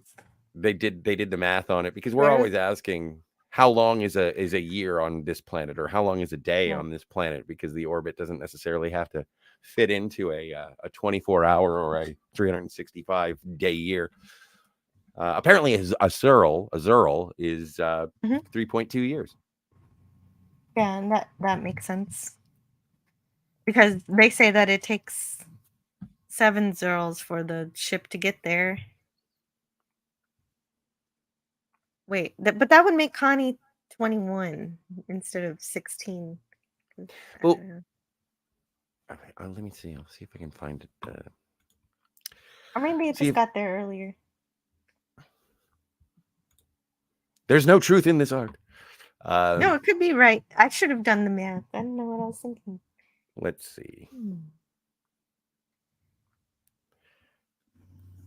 I swear I saw this before. I don't know. I would think it would be more like two and something years, 2.5 years, or something more like that. I did see it. Oh, and it was the free. I'm just sort of scanning through the trivia on IMDb. Yeah, this would be a lot easier if I had my video slides, because then I could just let that play while I help you research. Oh, but this is I really appreciate, because again, this is something that this is a movie that I haven't seen. You know, like today was the first time that I'd actually had an opportunity to watch it from beginning to end, and there we go. Oh, and right. So, this is really your first time actually watching this movie. yeah, and again, it's watched like it before. I understand the criticisms, and I've heard the like Roger Ebert, and I've heard the film critics at the time say it wasn't all that good, but it's a comedy. It's fine. I don't see anything wrong with it. But yeah, it says here on the IMDb trivia, it's like Connie is about 16 years old when the rescue ship comes. That means 7 Zurls have passed since the last communication with Remulac, and since the date that Primat announced her pregnancy, Primat gives birth after a gestation of 2 Zurls, leaving 5 Zurls remaining. This means that 1 Zurl equals about 3.2 years. I didn't realize that she was pregnant for so long. That is a long ass pregnancy. That is worse than even being an elephant. Elephants are pregnant for 2 years, and that's 6 years. That's bonkers. And thank you for welcoming me back. Good to see. Yeah. You do have a problem with your internet connection and your mic, but yes, I did. Hello, welcome back. But it's kind of interesting when Beldar does the fireworks, and everybody's like, pretty cheap, Conehead, and then it blows everybody's socks off. It's funny because I don't know if it's a joke that was that sort of lands in terms of the structure of the movie, but the next shot that you see with the lady from the committees, the school committees, is in the grocery store. And yeah, see, because it takes so long to get to the grocery store, and she's wearing sunglasses, and she's got a sunburn on and everything, and says, we won't be needing Beldar to help with the Christmas tree lighting this year, which would have been funnier if it had followed up the explosion, like the fireworks, a little quicker. But it did make me chuckle. Yeah, that worked for me. What the heck happened? Yeah, I don't, maybe that's the end of the slides. Yes. Ronald D. DiCicco, or is it Ronald R. DiCicco? Yeah, Ronald DiCicco. Ronald DiCicco. I guess that's the name that Sinbad gave him. No, that's Donald Carmine, DiCicco. Adam Sandler, when he sells him the fake IDs. Yeah, it's great. Hey, it's Ronnie DeChico. Yeah.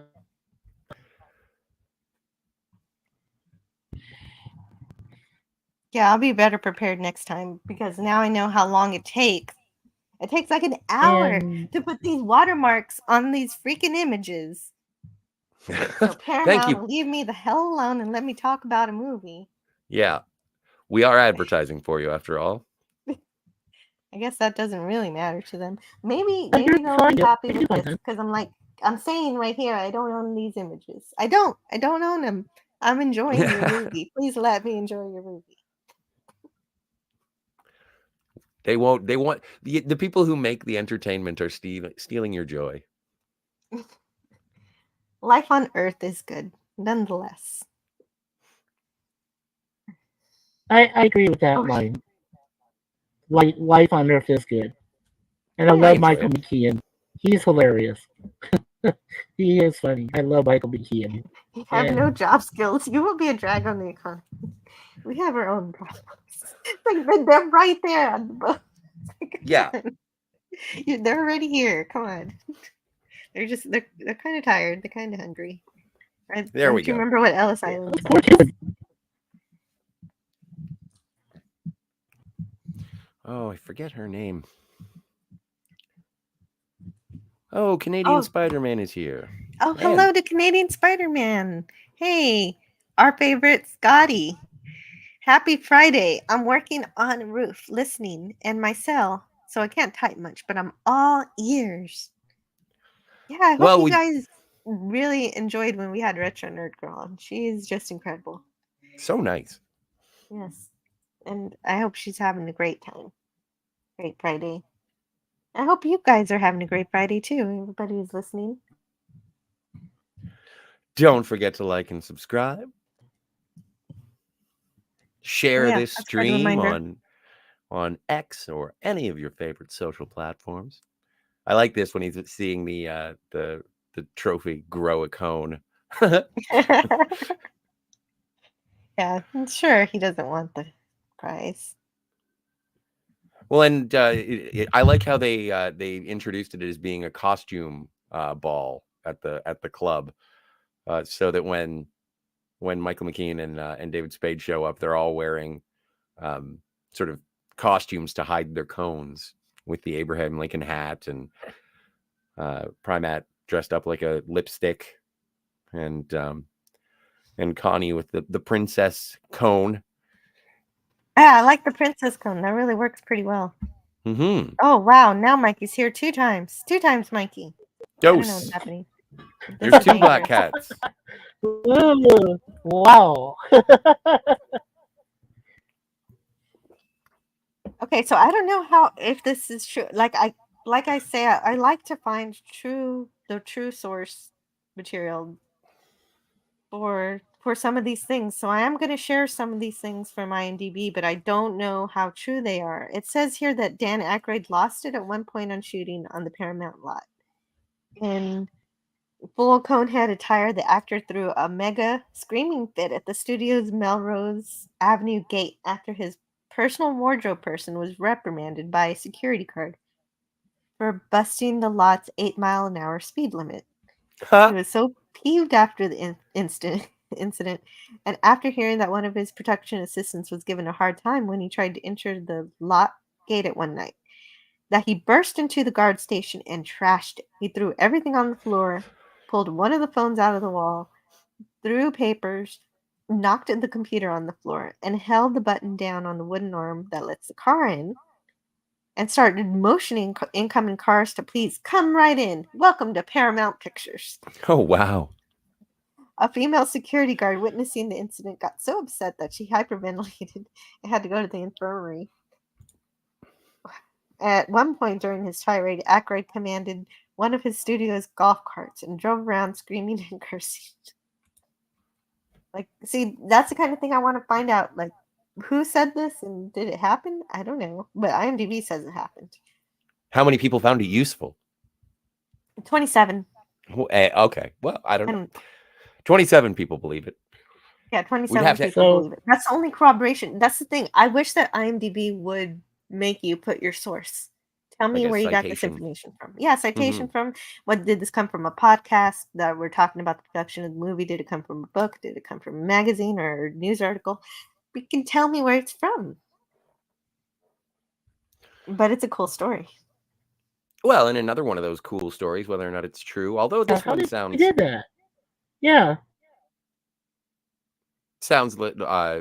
more plausible, but apparently when Connie, when they're showing the flashback through the home movies, Connie at age 3 was played by Dan Aykroyd's real daughter, Danielle, It's and true.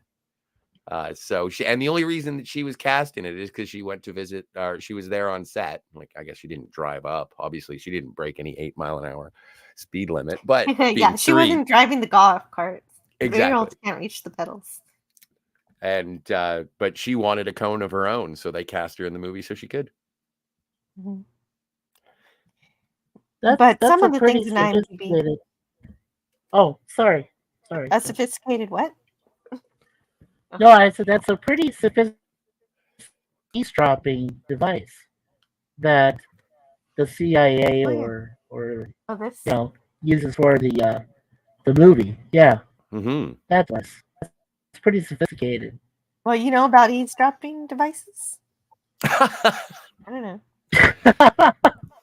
IMDb does have some I- things that are good trivia because you can just see it.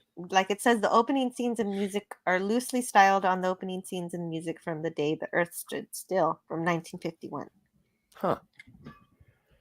Yeah, And so that's which is something you cool. don't have to corroborate. It's Which is ahead. cool, by the way, because we Suzanne and I both own The Day the Earth Stood Still. We have the original and the one that Keanu Reeves did. Mm-hmm. Yeah, Oh, I and want to see. those are both awesome. I mean, they're both awesome renditions of alien invasion, and you can make I hear that they're slightly different in terms of the disaster that is presented in each movie. with aliens, and Well, and the original I find to be and the superior film.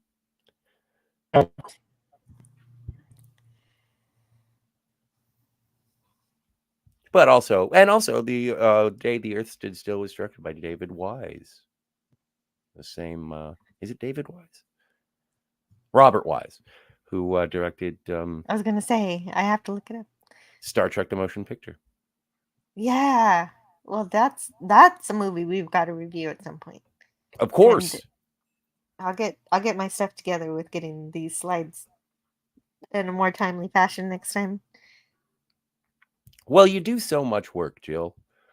I And do. it takes a lot of effort to get these shows up and running, and so I do It appreciate is. it. It's fantastic. It's already a lot of effort that I have timed perfectly, except now I don't because I've got to do this new additional chore.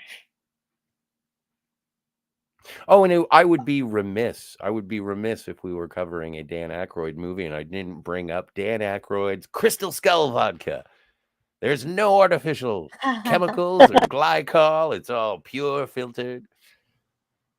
You know what? A lot of people really love that Crystal Skull vodka, so it's Well, and the only reason France. that We come from business. France. we come from friends.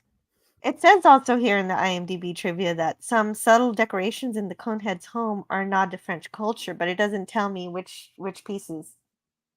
So I'd have to look and see if there's anything that I recognize, but I don't really know French culture well enough. Right. Just Well, so and I do. there's some obvious product placement in here too with the they have like cases and cases of Pepsi, and obviously they go to Subway for the sandwich scene. Well, they eat a lot of carbohydrates. They do. Protein and carbos. To transform into Coneheads, the prosthetic coning process took 2 hours for Aykroyd, Curtin, and Burke, who arrived before dawn each day. Since the foam latex structures were destroyed upon removal, a new piece was required for each day's filming, resulting in the creation of nearly 1,000 cones by the David Miller Studio in North Hollywood, California. Oh no! Can you hear that? Hear what? Can you hear the lawnmower? I cannot hear a lawnmower. Oh, good. It's loud for me. No. Once the cones were shaped to fit molds of the actors' heads, the material was baked for 6 hours to remove moisture and then applied to the skull with an adhesive called Pax paint and blended into the skin with makeup. Well, and the makeup effects are pretty good too. Yeah, I think they do look really good. I like the makeup effects. And the fact that Dan Aykroyd is dressed up like Abraham Lincoln. With the big hat. Yeah, it really works with that hat, definitely. I think it does. Oh, okay. So I want to know more about this fact from IMDb. It says Chris Farley's Ronnie guest setter was written to replace the character portrayed by Bill Murray since Murray was considered too old to play a teenager. Murray actually hated Farley in real life. He reminded him too much of his SNL buddy John Belushi. Really? Right. Bill Murray hated Chris Farley? Is that true? Well, there's go ahead, Scotty. You go. Yeah, no, go ahead. I know what you know too. Go ahead. Well, and in it because Belushi was sort of a glutton and had his vices, and so I can understand a little bit of concern or distaste for Farley for following down like the same path that led to Belushi's demise. But so I not do exactly remember hating him, but just like hating how he's treating himself. exactly, and that was something like I and this is apocrypha, but it was like the last time certain people had seen Farley alive, and it was just like he was so out of it and so far gone with his own again subject to his vices. But I do remember the original skits when Bill Murray played Ronnie. I don't remember if that was his name, but well, it's okay if you say apocrypha from this point because I'm reading from IMDb, and that is the biggest source of apocrypha. So I'm not sure of any of the stuff that I'm talking about. So all of this stuff is on IMDb. It may or may not be true.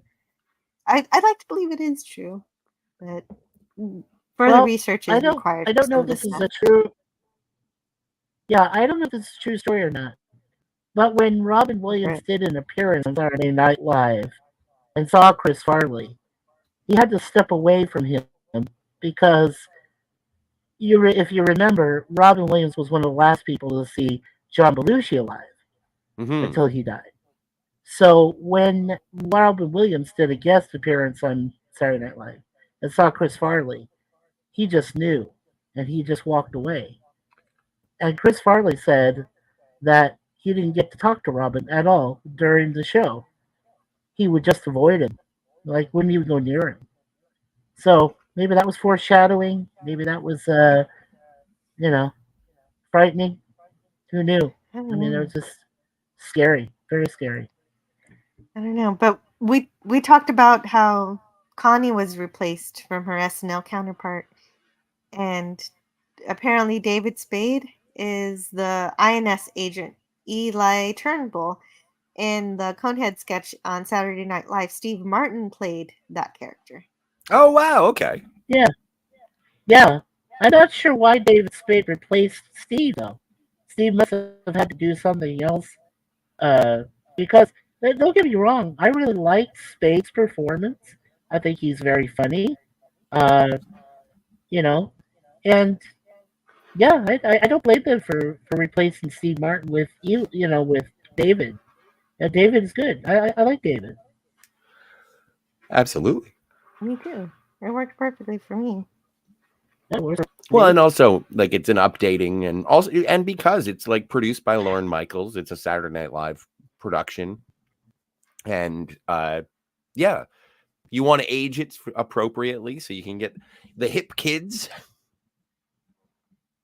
Yeah, that's what they were trying to do. They were trying to get this to cross over into a newer generation, and sometimes that's a pitfall. It says here that the original first draft of the screenplay had too much focus on military action, the one that Aykroyd and Davis wrote. They got caught up explaining how the National Guard shot down the Conehead spaceship over Lake Michigan and how the Air Force began to look for them. Well, That's Are you just their disappointed? opinion. Don't they realize that sci-fi fans like having military stuff in their sci-fi movies? But I guess that was the opinion of the people who were making this movie. Well, and all like that's I think it was the original script for Ghostbusters that Dan Aykroyd had co-written. When he handed that one in at first, it was full of just like way more paranormal, supernatural stuff. And it was with Harold Ramis that they finally whittled it down to be more of a something that a general audience would be able to find funny and taking out some of that stuff. So while Dan Aykroyd is an incredible knowledge when it comes to this stuff, sometimes he puts a lot of it into his scripts that it's completely superfluous if you're trying to make a comedy, but because he's so knowledgeable, he wants to put as much of it in. Well, and this movie was produced by Lorne Michaels, who decided that this military stuff was too much. And he wanted the movie to be more about assimilation and Connie going to high school and Beldar railing against the blunt skulls. So that's what the movie that's what it is. That's what we got. And an interesting almost car chase in a cul-de-sac. That's interesting. Almost. Well, there's a diversion because Ronnie rides off in the Conehead motorcycle. And this is the only SNL movie to be rated PG, and that's why you can show it to your kids. Or the rest of them all are? I didn't know that. No, PG-13 and higher probably. This is the only That makes PG. sense. That's basically a kid movie right there. Rating Well, and anyway. you recently saw Blues Brothers. And was that for the first time or no? Yes, that was the first time I ever saw Blues Brothers. I thought it was hilarious and fun. It was very good. Now, I know this one is you have a special spot for it in your heart. I do, yeah, nostalgia for this one for sure. Do you prefer this one over Blues Brothers? No, Blues Brothers is way better, but I love this movie anyway. Fair enough. I'm not, it's not, you don't have to, it's not Sophie's choice. You don't have to pick them like you're your children, but good, they're not. Yeah. Okay, good. They're just silly movies that are fun to enjoy. And it seems Mikey's dropped off. No, and he said, sorry about that, folks. No. Sorry, Mikey. Subway restaurant beat out Burger King for product placement in the film. Yeah, that's obvious, so I don't have to question that. Companies such as Playmates Toys, Masquerade, and Winterland Productions were contributing to the manufacturers of licensed Conehead related products. Oh, right, there are toys. There are toys related to this movie. There were Conehead toys? There were. Yeah, and Holy apparently they look really good. I have to see these. Canadian Spider-Man says, always better to put the whole thing in, Scotty. Wait, what? I agree. What are you talking about? Oh, wow. They were made by Playmates. Same guys who made the Star Trek The Next Generation action figures from the early 90s. Yeah, I recognize it. I recognize that. That's funny. That is pretty cool. And they actually have the they have the INS agent Seedling. You could get him, which is basically just an action figure of a man in a suit. Oh. The French dub of the film actually has the Coneheads speak French when Seedling tries to catch them out on their claim of being French. But rather than ask if the Coneheads still speak French, Seedling instead asks if they have had contact with other French people. And then the rest of the dialogue is equivalent to the English audio. Okay. When Beldar turns on the communication device in his trailer to talk to the planet Remulek, you can hear a recording of President Nixon saying his infamous quote, "I am not a crook." I didn't hear that. Oh, I guess because it's like the little radio device. And Dan Aykroyd often spoofed Nixon while on Saturday Night Live. Well, and Mikey Suze 4 in the chat points out rightly Garrett Morris as the pilot of the Ore cruiser that picks up the Coneheads on Earth. But he goes on to say that it's one of his last films. Actually, I don't know if Garrett Morris has passed away, but I know he was in Ant-Man, which was in the 2010s. So Garrett Morris is still kicking around as far as I know. I'm going to go check it out because I have to know. I have to know if Garrett Morris is still with us. Well, please let us know. I will. Oh, it's my job, Jill. Well, there we after go. the moment where Beldar narfles the Garthok, there's a cut scene where he beheads it, which explains why, in the wide shot afterward, the Garthok's head is lying by the throne and why Beldar has blue goo on his cone. And no, Garrett Morris is still kicking around. Actually, he was also on Two Broke Girls. Well, that's good. I'm glad he's still around. He's still kicking. Classic Saturday Night Live cast member. Acting in some sitcoms. In the very first Conehead sketch, Bill Murray plays Connie's date named Ronnie, who drives a tow truck. In the Coneheads movie, Chris Farley plays Ronnie. Yeah. Oh, okay. That's why they were talking about Bill Murray earlier in the trivia. I was like, oh, okay, that makes sense. Well, and with so many people to be able to sort of reference from Saturday Night Live. Do you have a favorite era of Saturday Night Live? Were you ever a big fan of SNL? I watched SNL when I was a kid, mostly when Will Ferrell was around and stuff. Oh, that makes sense. Yeah. But I think on Peacock you can watch all of it for free. So really? I think I should go back and watch some of it and see if any of it's still good or relevant to me. And see how much of the humor holds up.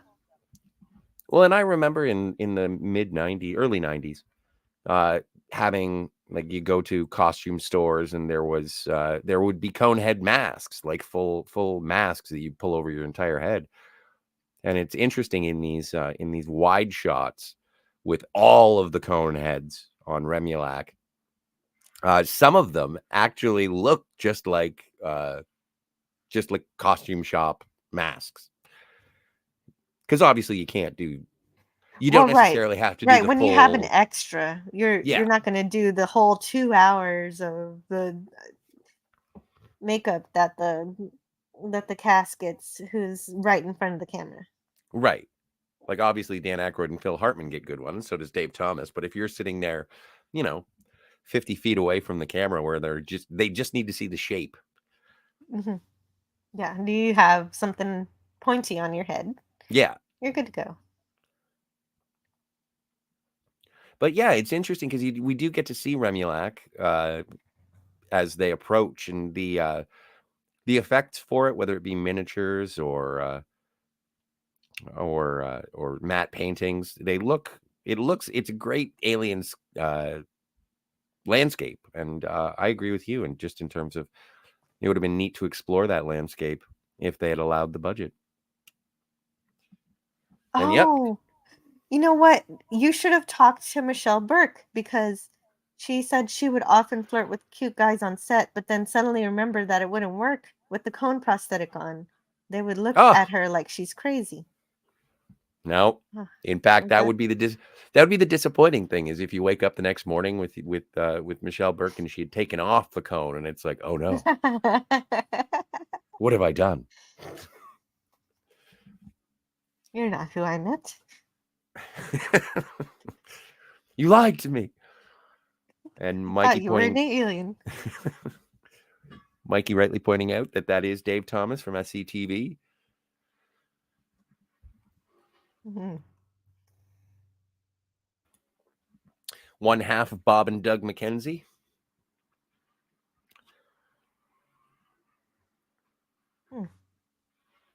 And I just get so happy. Bob and Doug McKenzie? They're stereotypical Canadians. SCTV was a show that was produced in Winnipeg, I think is where they filmed it. And because of the laws in Canada, there had to be more Canadian content for it to be shown in Canada. So they just made up Bob and Doug McKenzie, which are two hosers from the Great White North. And they talk about Canadian things, eh? Ooh, this looks good. That you know what this reminded me of? The show trial from Star Trek 6. It does look like that. Oh, where are their little headset phone things? And there's Lorraine Newman, the original Connie, sitting beside new Connie. Oh, the one who says that these are great seats. Yes. Okay. See, I was wondering where she was. I knew she was in here, but I didn't know. Actually, the one right behind Lorraine Newman kind of looks like one of the keepers from the menagerie in the cage. Oh, that'd be so cool if they were here. One of the, yeah, another alien with a really interesting head. One looks a little more like a butt.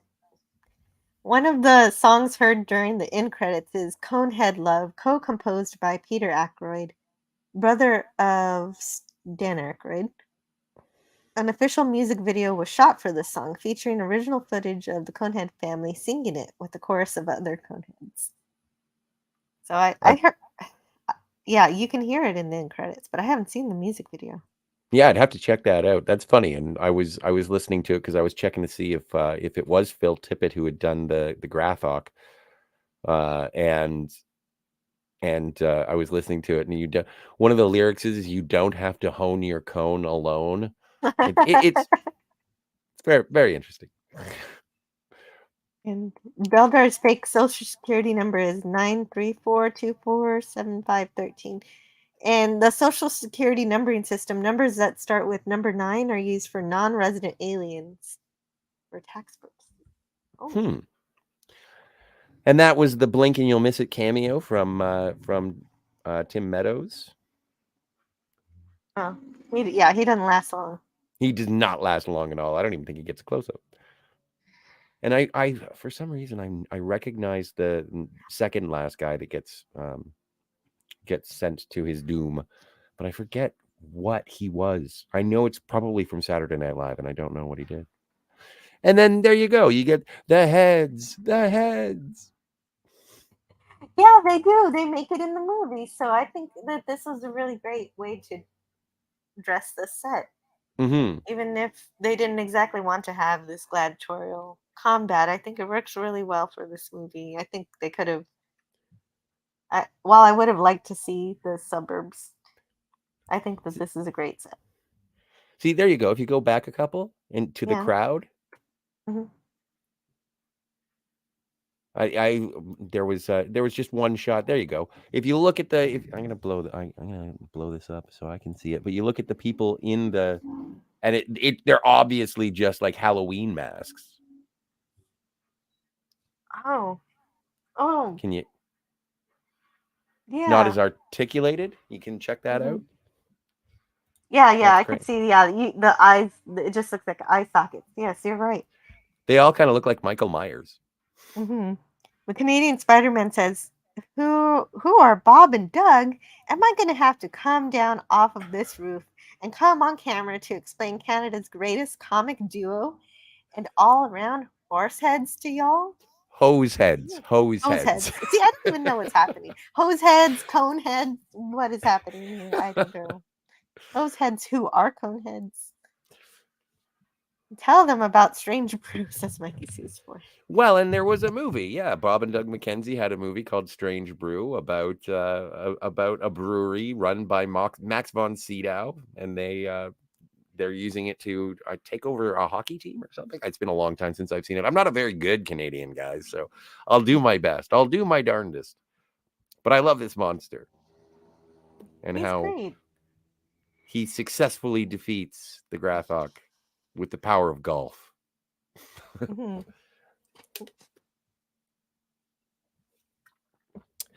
He is the golfer of the year with the most improved handicap.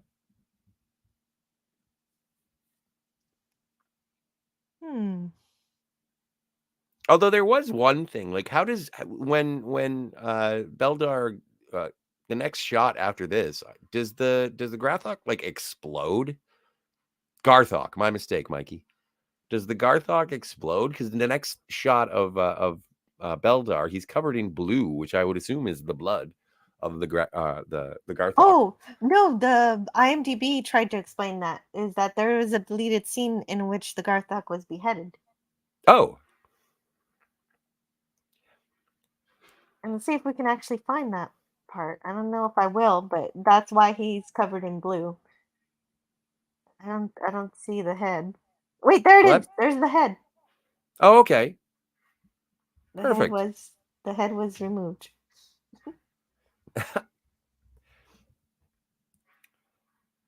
But and His when blood is blue.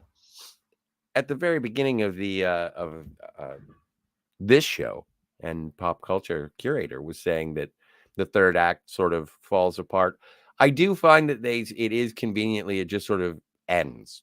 Like they're about to take over Earth, and then all of a sudden it's like, nope. They're just like, no, there's an emergency. Go back home. It's dangerous, and everybody believes them. Yeah. They're Well, just, and then they destroy their own ship. yeah, and yeah, so precluding any possibility of them going back home unless they build an unless they get their unless they try to get into communications again. Then they'd be even in bigger trouble. If they did that, so they're gonna stay on Earth, pretty sure. Lorb slap, Lorb slap. And ultimately making this story, like so many others, about family. Your happiness and positive perception of me is vital to my existence. Which is sweet. It is. He died bravely in battle. We will walk with the chosen. Super guy. And then this gets resolved rather quickly. Yeah. And yeah, so he doesn't have any more immigration issues. He's gonna get a green card. And a job. And well, no, he's a successful business owner. Yeah, he's already successful, but he apparently has to do something that no other US citizen can do, which is crazy. I like that. You look handsome and uncomfortable in your ceremonial garb. And he gets the car too. And we continue the pyrotechnics that Beldar is so good at. That's a nice little touch with the outline of them. Mm-hmm. And that is Coneheads. Yeah, with Robert Knott as an air traffic controller. Oh, wow, it has everybody here. Beldar, Dan Aykroyd, Primat, Jane Curtin. Wow, the motel clerk, Michael Richards. Mm-hmm. And Otto as Sinbad as Otto. Which is, I was just thinking, this is the second movie that I know of. Actually, third. There are 3 movies with Sinbad and Phil Hartman in them. This one, Jingle All the Way, and was it House Guest? Which was there's one where Phil Hartman plays a dentist, and then Sinbad pretends that he's a dentist as well. I'll look it up. I must know these things, Jill. I am vexed it's all with up curiosity. to you, because I think we've talked about the whole movie.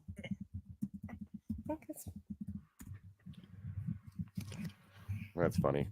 I love it when IMDb slightly hiccups for a second and you punch in somebody that you know exists and it says, nope, nothing found. Let's see.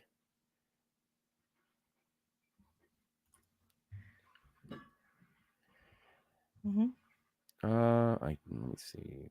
House Guest. It is House Guest. I was correct.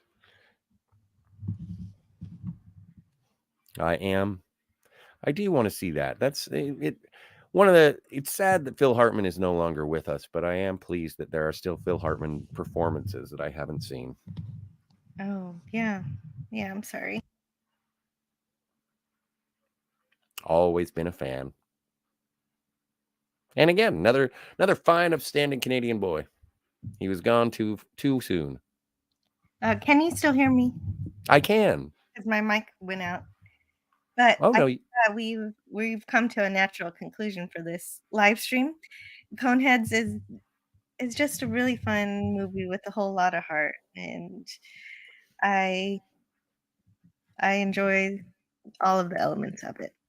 And the comedy works for me. I think it's funny because, like you said, deadpan humor. I love all of that, and this has a ton of it. And it's just good to see a lighthearted movie instead of something depressing. And Yeah. like Retro Nerd Girl was saying before, this movie does leave you feeling good. And it's about it's got a stable family. They're not there's no issues there. Even though there are issues with their homeworld.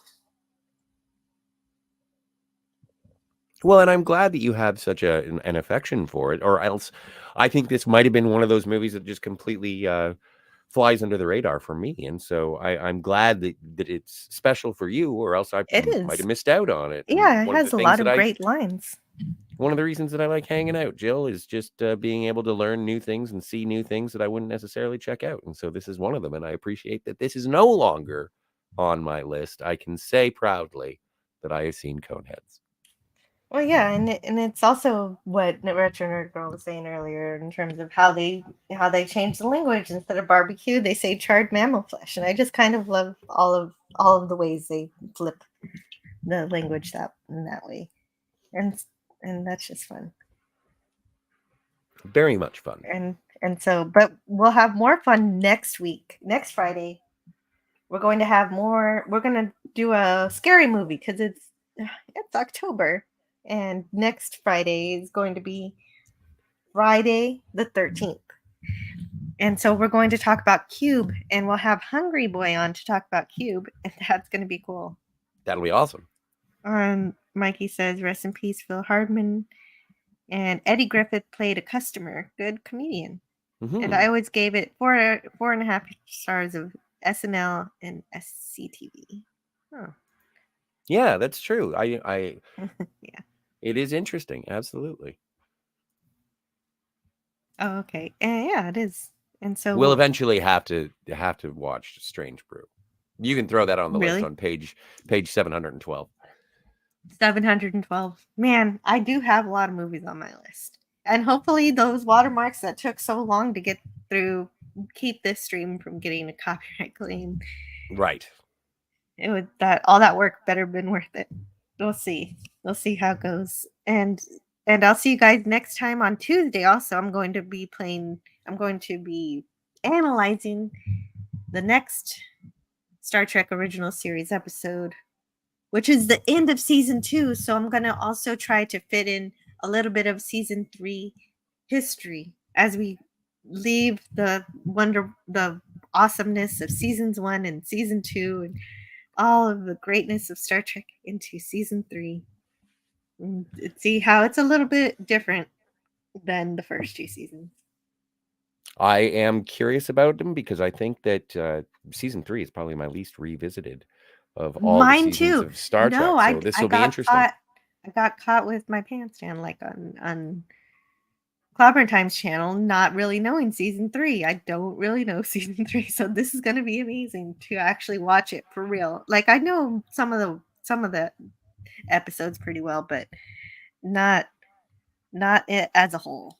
I'm going to be a better Star Trek fan and give more care and attention to season 3 because in the end it's still Star Trek. Yes. And big ups to Fletcher Williams, I Suck at Games channel.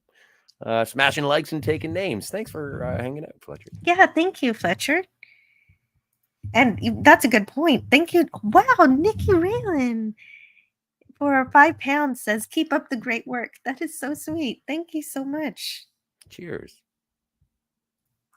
And yeah, that's a good point. I need to thank everybody in the chat for coming today. Canadian Spider-Man was here. Mikey Sue's 4. And thanks, Mikey. Who else was here? Matt G. Matt Donnie. G here. Don Ranger Power. Pop Culture Curator. Yeah, he has a great channel. Here it is right here. And yeah, and Donnie has a channel too. Max Redstone. Super awesome to see him around, as was Tiger Strikes. Love Tiger Strikes. I like talking to her. I hope I get to talk to her soon. Sometimes she'll show up on King Dolphin, and that'll be cool to see her there. Bird of Prey 5. Okay, guys, Bird of Prey 5 is probably having a bed life now. So either go to Bird of Prey 5's channel or Retro Nerd Girl's channel. They're both having live streams right now. So I love both of their channels. So either way, you're making a good choice. And Bird of Prey 5 is absolutely correct. I mentioned that Data was from South America in the Sherlock Holmes episode. And in Time's Arrow, he was from France. So absolutely, he was from France. Oh, it was France. That's great. And I do think it must be a reference to this. I don't know. No, it wasn't the Sherlock. It was the Big Goodbye. I'm wrong. It was the Big Goodbye that he was from South America. Yeah. No, I do remember South America too. So you're right. There you go. So Bird of Prey 5 is celebrating Avery Brooks' birthday because it was his birthday this week, a couple days ago. Nice. And of course, Retro Nerd Girl is talking about, what was it again she's doing? The Mummy from 1999. No, and not today. The animated films of 1990 until the present, the family-friendly ones. There you go. That's what she's doing right now. So definitely go check her out. Please. Or check Bird out. I love them both. I can't pick. Like you said, Sophie's choice. I don't know. There you go. Oh, and Peter Ryder Captain Infinity was here. I think I forgot to say hi to him. I was having so much fun with Retro Nerd Girl. Mm-hmm. And Franco Walker was here. Suzanne Eckstein.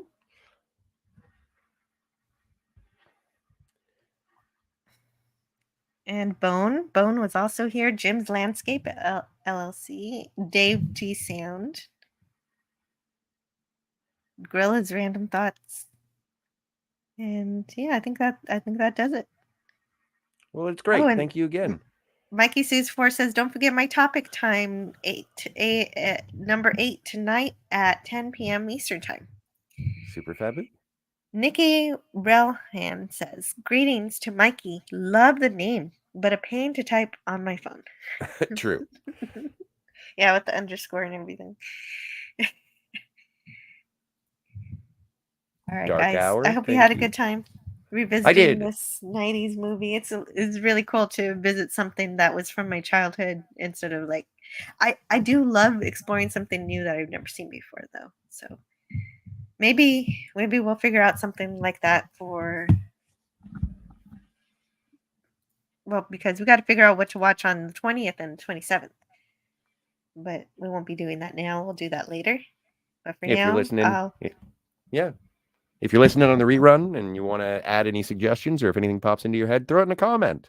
That's a great idea. Yeah. Anybody who's listening to this on the replay and you make it to the end, you get a reward for making it to the end by being able to suggest movies for the 20th and 27th. I suppose since it's Halloween time, make it something horror sci-fi would be good, right?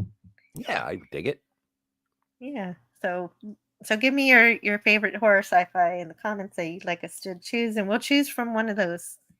That'll be fun. Thanks. Thanks, guys, for hanging out with me, and I'll see you all next time. Bye. Consume mass quantities. Captain Kirk, you interfere with me, you'll change history.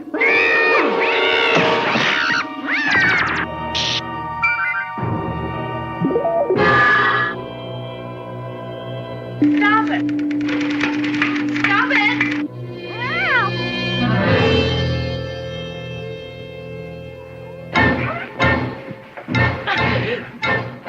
What are you? In there!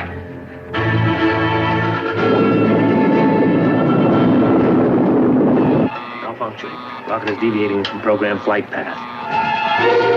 You can destroy it, of course. You can. We're going to lay an H-bomb on somebody somewhere. Computers indicate an impact somewhere in the heart of the Euro-Asian continent.